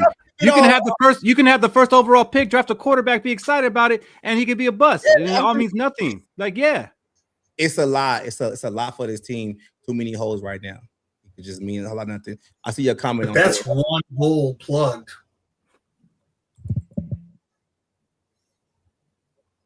Maybe. So somebody asked me a question. Who do I think the Vikings should take in the first round? It all depends on who's available at that time. I think corner should be there. The safeties, I'm not sure how the safeties going to shake. Defensive tackle, somebody that can stop the run, like that should be there too. And if you really feel like you can get more value by trading down, I think that should be an option also.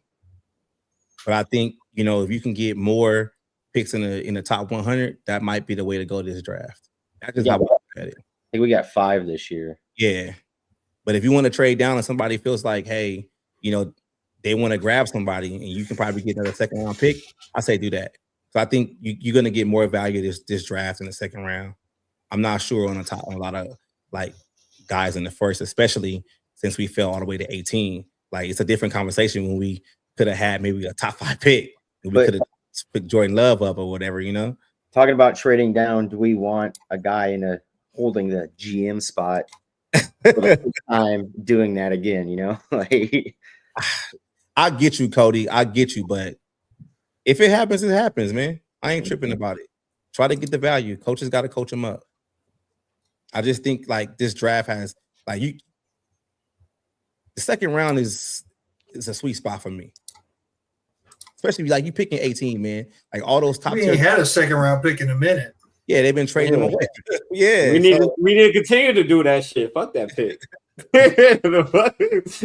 We need a second. When the last second round pick we had work out? Is traded up for Caleb Downs off the table? Not with 5 first top 100 picks today. Nah, he's too far up. You're not getting him. All you gotta do is get the 11. You can probably get the safety from Toledo. Like they're saying he's really good. So probably get him in the second round. I don't know. The more they keep talking about him, he might go early. But that's the thing. That's one of those ones that maybe you drop back 10 spots and get. Would you take him at 18, or would you would you say would you trade back? For him, I think I would trade back. I think you can get him at the end of the first round because I do think he's probably an early second rounder. But if you really like him, you can probably get him at the end of the first. So is it the school or is it the player? The school. We never do school. I do player. I do player, man. I don't care what. I know you do, but that's how you miss out on Quinyon Mitchell, right? Robbie, Quinyon Mitchell, player, SEC. I think. When did he get picked at the end of the first? Yeah. Should have went top 10. I think we have enough picks this year to move up for Downs, just because of the top. We have 5 picks in the top 100. So, do you think Downs like the way Downs plays, like how is he going? How does he fit on this team? Like basically like a younger Harrison Smith. I mean, as long as Flores is here, he fits. Yeah, he fits. I think he definitely fits in Flores' style of defense. So be right back, fellas. So what happens? He's who we wish Metellus was. That's exactly what I was going to ask him next. So who's like, what happens with Metellus? Like, where do you put him? So, man, if Metellus was another season like he had last year, he ain't even going to be here much longer. I never thought Metellus was that good. I never did. I think he had the one good year, and kind of he has lived off of that the past 2 years because Cam was there, and when you saw when Cam left that he can't play nickel and he can't play safety, but he can play the rover position a lot of the times, and that's what a lot of people got infatuated with. And when it was time to actually for him to play safety, he can't play it. He can't. So that's like I would rather take the guy from Toledo because I need somebody that can be that guy over the top. Like I would take Downs. He can't play over the top. He can close in on wide receivers down the field. Like he does have that. But we ain't got to trade him. We can pick him at 18. We can pick a Toledo guy at 18. Shit, we could draft Bishop Fitzgerald in the 4th round to play over the top. Shit, bring him too, because we need safeties. I think we're gonna need 2 because Theo Jackson's not it either. Yeah, Jay Ward isn't either. Well, we don't know about Jay Ward yet. It's still early. Nah, we said the same thing about Cam Bynum. He wasn't this all-pro corner safety at this early in his career. Yeah, that's true. I wanted to cut. But let's give some competition. Yeah, that's what we need to do. Give competition.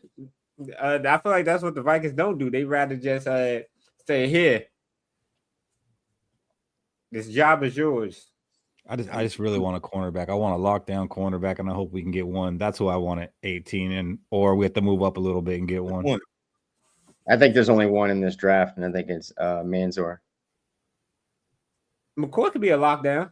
I think McCoy missing the season. Yeah, Delane from LSU. It's like Siobhan Rebel being that lockdown, and then he didn't end up being anything after his injury. So I'm staying away from the injury of McCoy. I mean, Siobhan he's in the rookie season last year. Let's see what he does in Dallas next year. You never know. Plus, they had to fire they fired their defensive coach. They had to get rid of Matt Eberflus. I wanted Siobhan last year, especially like I did too. Down 2. I was like, you might as well just go. Nobody's sleeping on Styles. Nobody's sleeping on Styles. It's just Styles can't cover a number 1 receiver. That's why we're sleeping on him. We need somebody who can cover number 1 receivers over a linebacker who can cover. If we don't go cornerback or safety, then yes, Sonny Styles. I'm down. I want no matter what. I want to go defense with that first pick. So I hope Brian Flores wins this new triangle. Fish or Shaq, we fired or Mike Penton retired, so we don't no longer put linebackers on receivers. Remember that. Sonny Styles might be there at 18, Emiliano.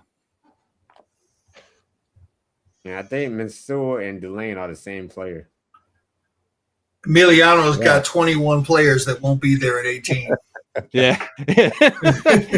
Every single player we said he won't be there at 18. He won't be there at 18. What y'all do in the second round? Second I round? don't have a second round pick for me. I traded it. After drafting Delaney, I'm drafting either Ramsey or the kid from Toledo in the second round at 49. Yeah, see, I was hoping to get McNeil in the second round. We'll see if he starts popping into the first round. I wanted a cornerback and a safety at the first 2 picks, and like A1 starter cornerback and safety. That's what I want from this draft. And after that, everything's extra. I mean, they got to be good, but that's extra. Boyd in the comments basically has my draft set up for me. I'm taking a running back, the second running back from Notre Dame, straight up. Oh, I like Emmett Johnson from Nebraska in the 3rd. I mean, I think we can get a running back in the 3rd. I think he's that guy, man. He has the explosion. Price, yeah. I think Price is that guy, man. He has the explosion. Like he can do it. Just looking at some of his highlights, it's like that's not Love. That's the other guy. And I just really feel like backup. Yeah, he looks good, man. Like he looks straight, dude. Like I would take him in the second round, man, and pair him with Jordan Mason as a 1-2 punch. Even though like other guys can you can get the other guy that Keith said you can get them, but I just think Price might be one of them ones, man. You might be able to get Nicholas Singleton like in the 4th round now. Yeah, I thought it was going to be that guy like you're talking, and then he's broke his foot. He broke his foot, so I mean he might drop around. Yes, he won't be at the combine. I like Coleman too, Emiliano, but I don't like Coleman. He's a lot like Jordan Mason. So like if we wanted to get like Maurice Jones-Drew a lot, the way his body shape is. I like Coleman a lot. If we didn't have Jordan Mason, I'd say yeah. Yeah, you can't. I think we want somebody that could take it from 80 yards. Jeremiah Love. Price. I mean, Price. You do that in the second round. Then you can get everything else.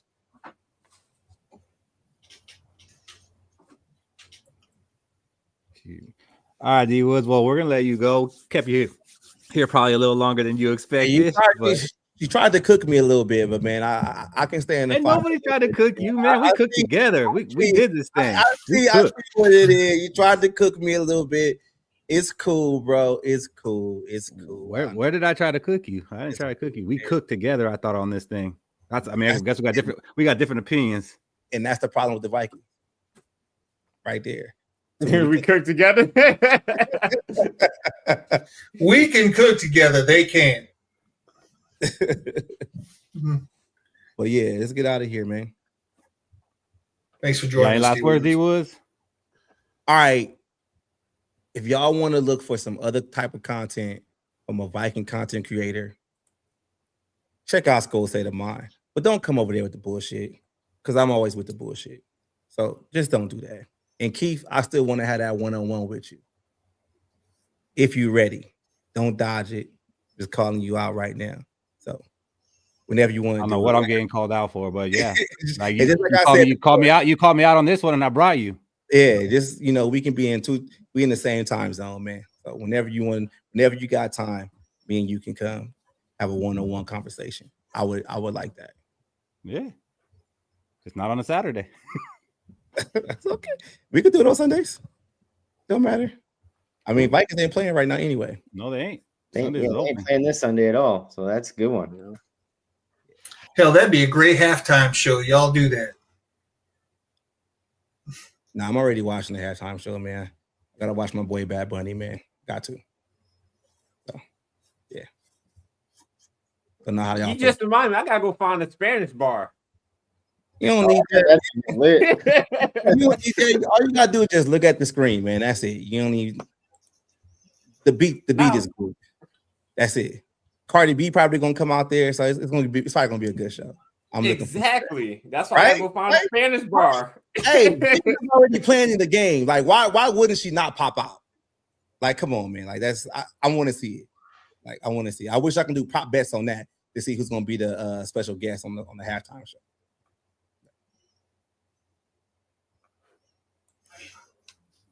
You need to get a repeat of Janet Jackson's halftime show. They'll never put Janet on there. Never put Janet on there again, bro. She ain't even performing no more either. She too old now, so I know. But we can all remember. No, I ain't even talking about that. When that Black Cat video came out.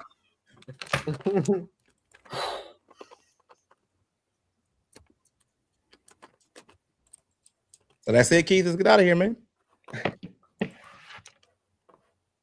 Can you hear? He's lost in the sauce. Yeah, he typing. Oh, he can't hear us. Somebody, Bob Sweet said, trash halftime show, man. Hey, it don't matter, man. The halftime shows is great, man. It's cool with me. I don't even care about the politics if the music's fire. Hey, if the music's fire, they got some good dancers.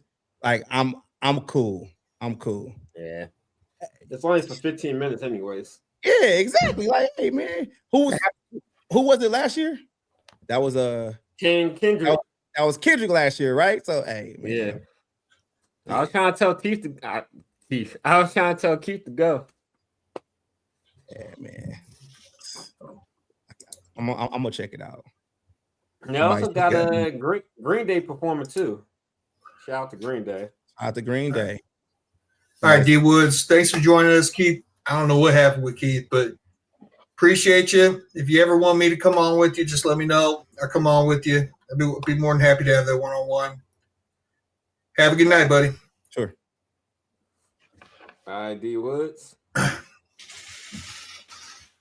right.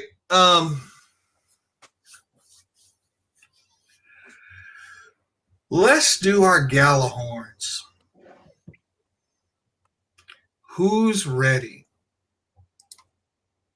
Hmm.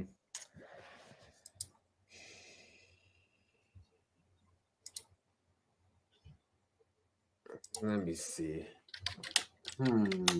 You guys not ready? No. Okay. I'm never ready. I guess I'll do mine. I've been holding on to this one. Oh.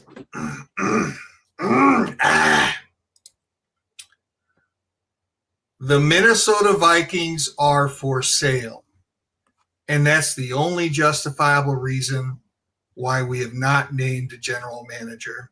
to give the next owners an opportunity to install their person. That's pretty hot. I'll say Gallahorn. The only reason Kevin O'Connell was not fired this year was because of that quarterback class that's coming out this year. I think they're waiting till next year and writing out how well J.J. McCarthy does going into next year.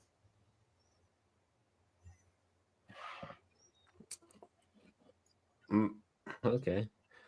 My Gallahorn is the real reason Kwesi probably got fired is because he had no real role with the Minnesota Vikings at this point.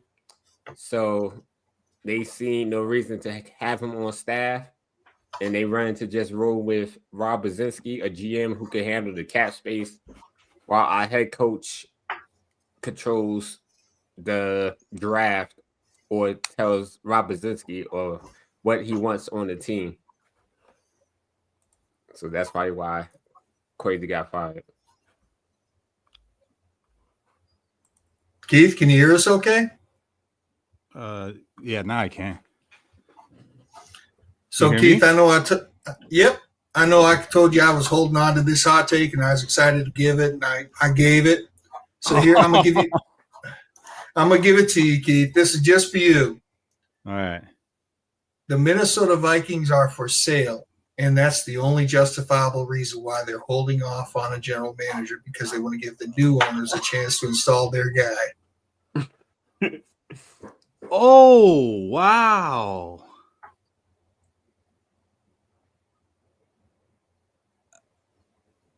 I can't argue that. I cannot argue that, Fish. Oh, that makes all the sense in the world, to be honest. It makes more sense than anything else that we've said of why they have not hired a GM yet. Because, like you said, Ziggy wasn't there for the firing, the press conference. To be honest, Ziggy hasn't been there like in 2 years talking. And I think Shaq was the one who said that he thinks that Ziggy's been sick. I mean, the man's getting older. The man's getting older. They've been doing this for over 20 years. I don't know, man, Fish. Like, that's a very hot take, but it is something I could actually see. Yeah, that's right. Stadium's paid off.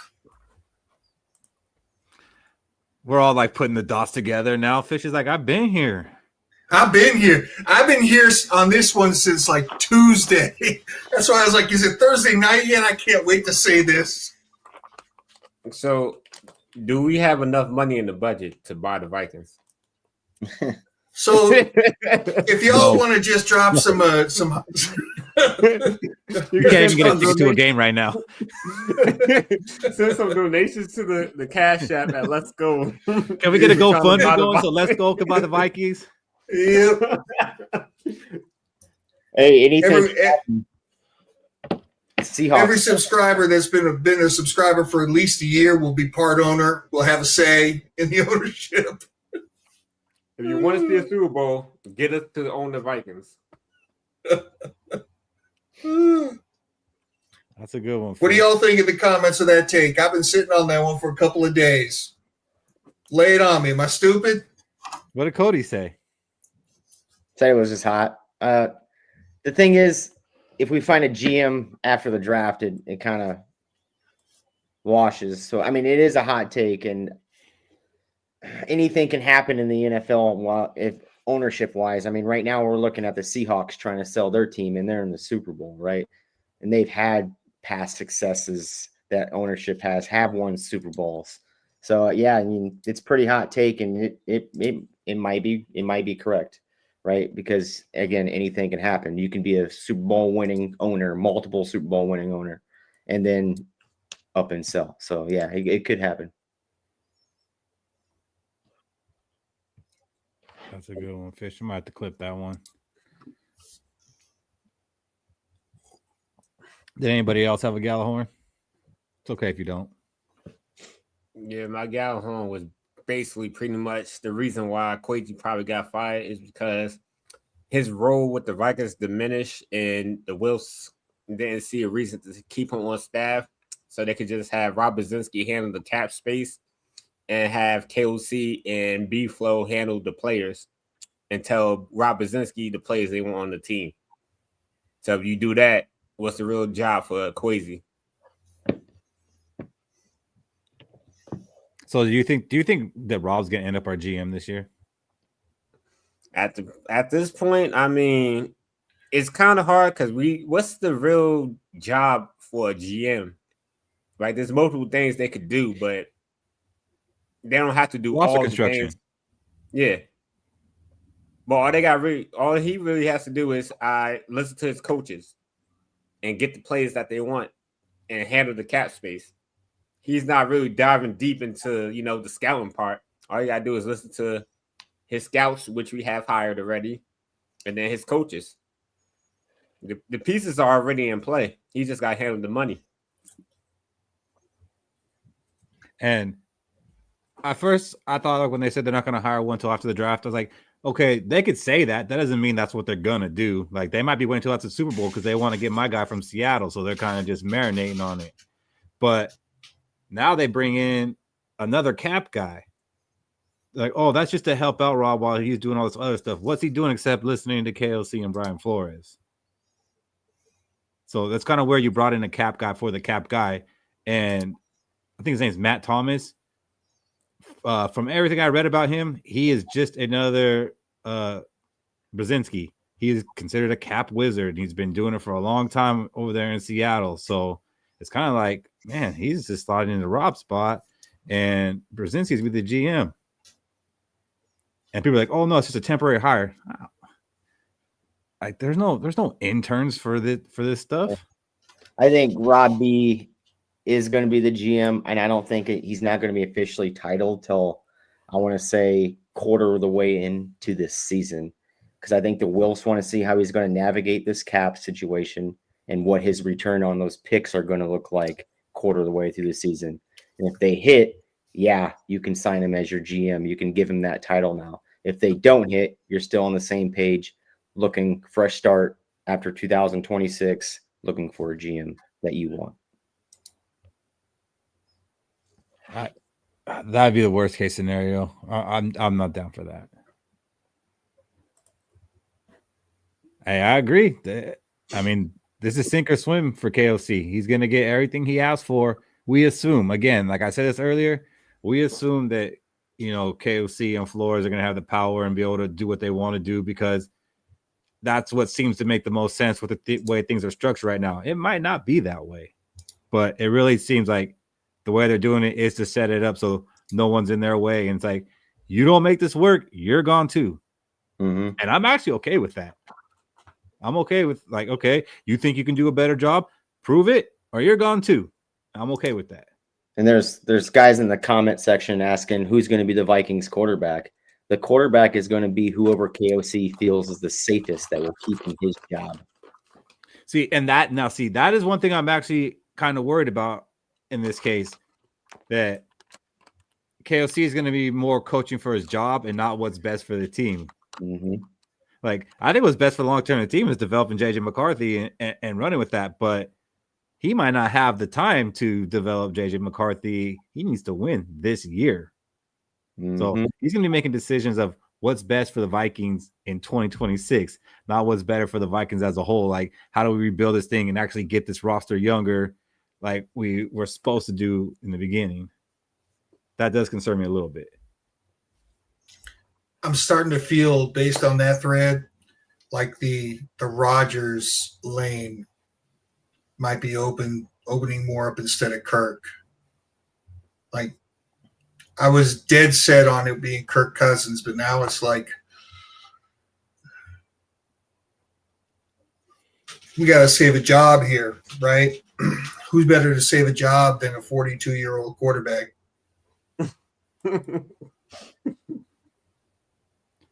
I don't want it, man. Like, and I was saying this last offseason, I don't want it. Then at the end of the season, it's like, it might not have been so bad. So I don't know, man. But again, like I don't think that we're going to a Super Bowl if they were to bring in Aaron Rodgers. Could we win a playoff game? Maybe. And is that all KOC needs? Is a playoff win? I think it would go a long way. 2026 is make or break. Don't be surprised if we trade the farm for Burrow and set ourselves up for a Super Bowl in 2026 and then be a dumpster fire the next 4 years. I'm okay with that. But I don't know where all this Burrow talk is coming, though. They're not even allowed to trade right now. Like, they're not even allowed to talk about it. Like, I don't know. Are they on like somewhere on Reddit under fake names, like, doing talks? Like, I don't think the Bengals are trading Joe Burrow.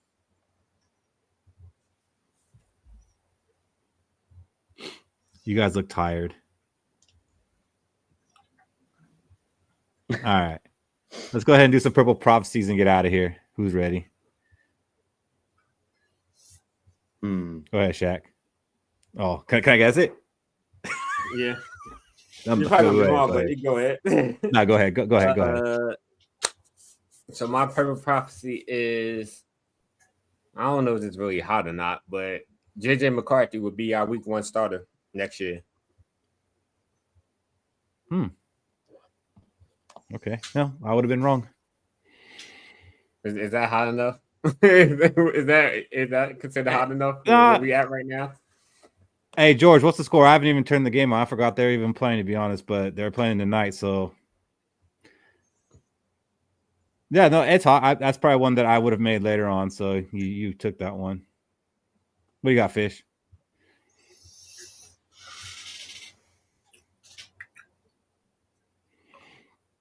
We are going to stay put at pick 18 in this draft, and we are going to draft Love.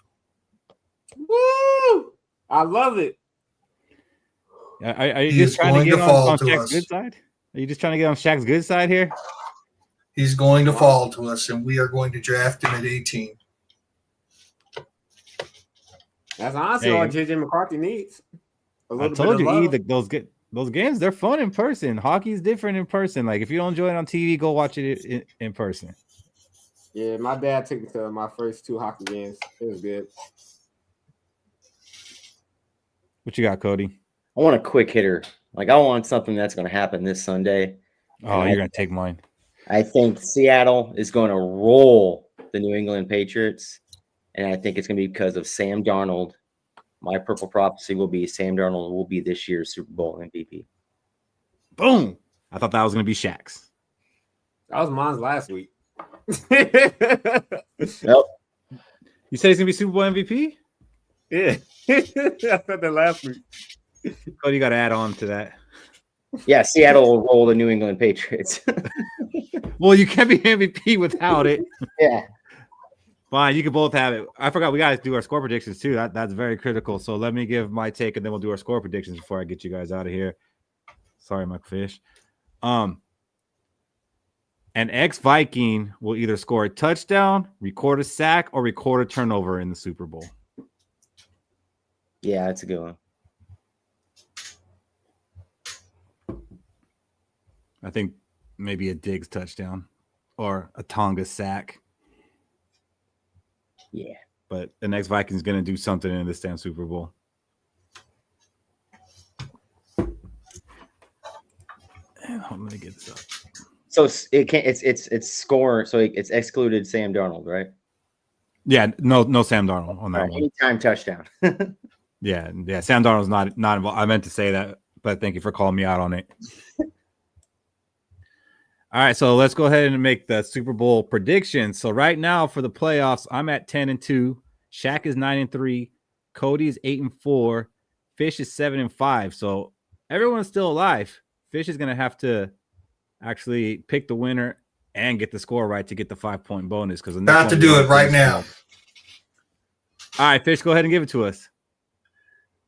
24-17, New England. No.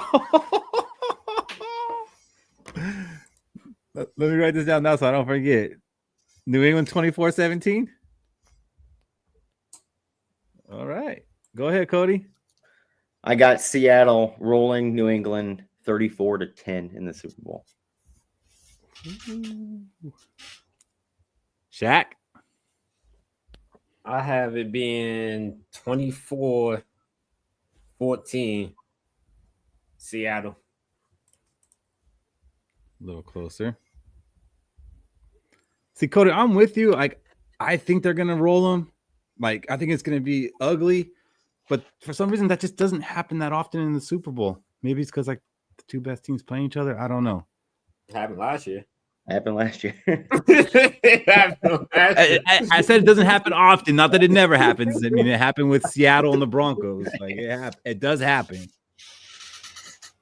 I'm gonna go Seattle 30-16. Yeah. Here it is, baby. If New England wins, don't call it a comeback. Well, you need New England to win and the score, Fish. I know. But you will get out of last place if they win. 24-17. That's a pretty good one. I mean, I'm just rooting for my squares at this point. I just want to win. Same. Try to win a couple $100, and then Sam Darnold can go ahead and be MVP. I won't care. And get the I'm mad they won't let me parlay Sam Darnold win an MVP. Like this shit's rigged. Well, on Underdog? On FanDuel. Oh. Yeah, you can't. You got to parlay it with only parlays will go with stats on stats, not awards. Yeah, it's some bullshit. I'm trying to get an 18-leg parlay from Seahawks. I gotta quit this job, man. Put $1 on it. One I'm doing is 17 points would be off a turnover or return. And off its only score. So, okay, you got them at 17. Okay, I see. Man, if the NFL script, then you should probably go bet on New England. Because everybody's heavy on, not everybody, not Michael Fish, but most people are heavy on Seattle in this one. For good reason, man. It's going to be basically a home game for them. Mm-hmm. I just think Seattle's defense is too much for Drake May. I thought it was funny that they had to take down the Brock Purdy poster to put up the Sam Darnold poster on the 49er stadium. That was gold, yeah. They should. No one says anything about San Francisco. Sam Darnold, they let Sam Darnold walk. No one says anything about that. I did. They really had him backing up Brock Purdy.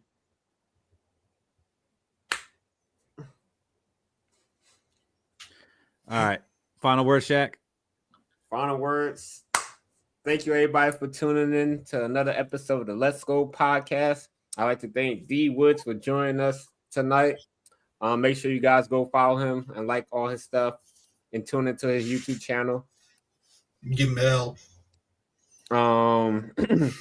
You could also, send donations to the Cash App on Let's Go, $ Let's Go, or you can send donations on YouTube by clicking the $. You don't have to, but we greatly appreciate it.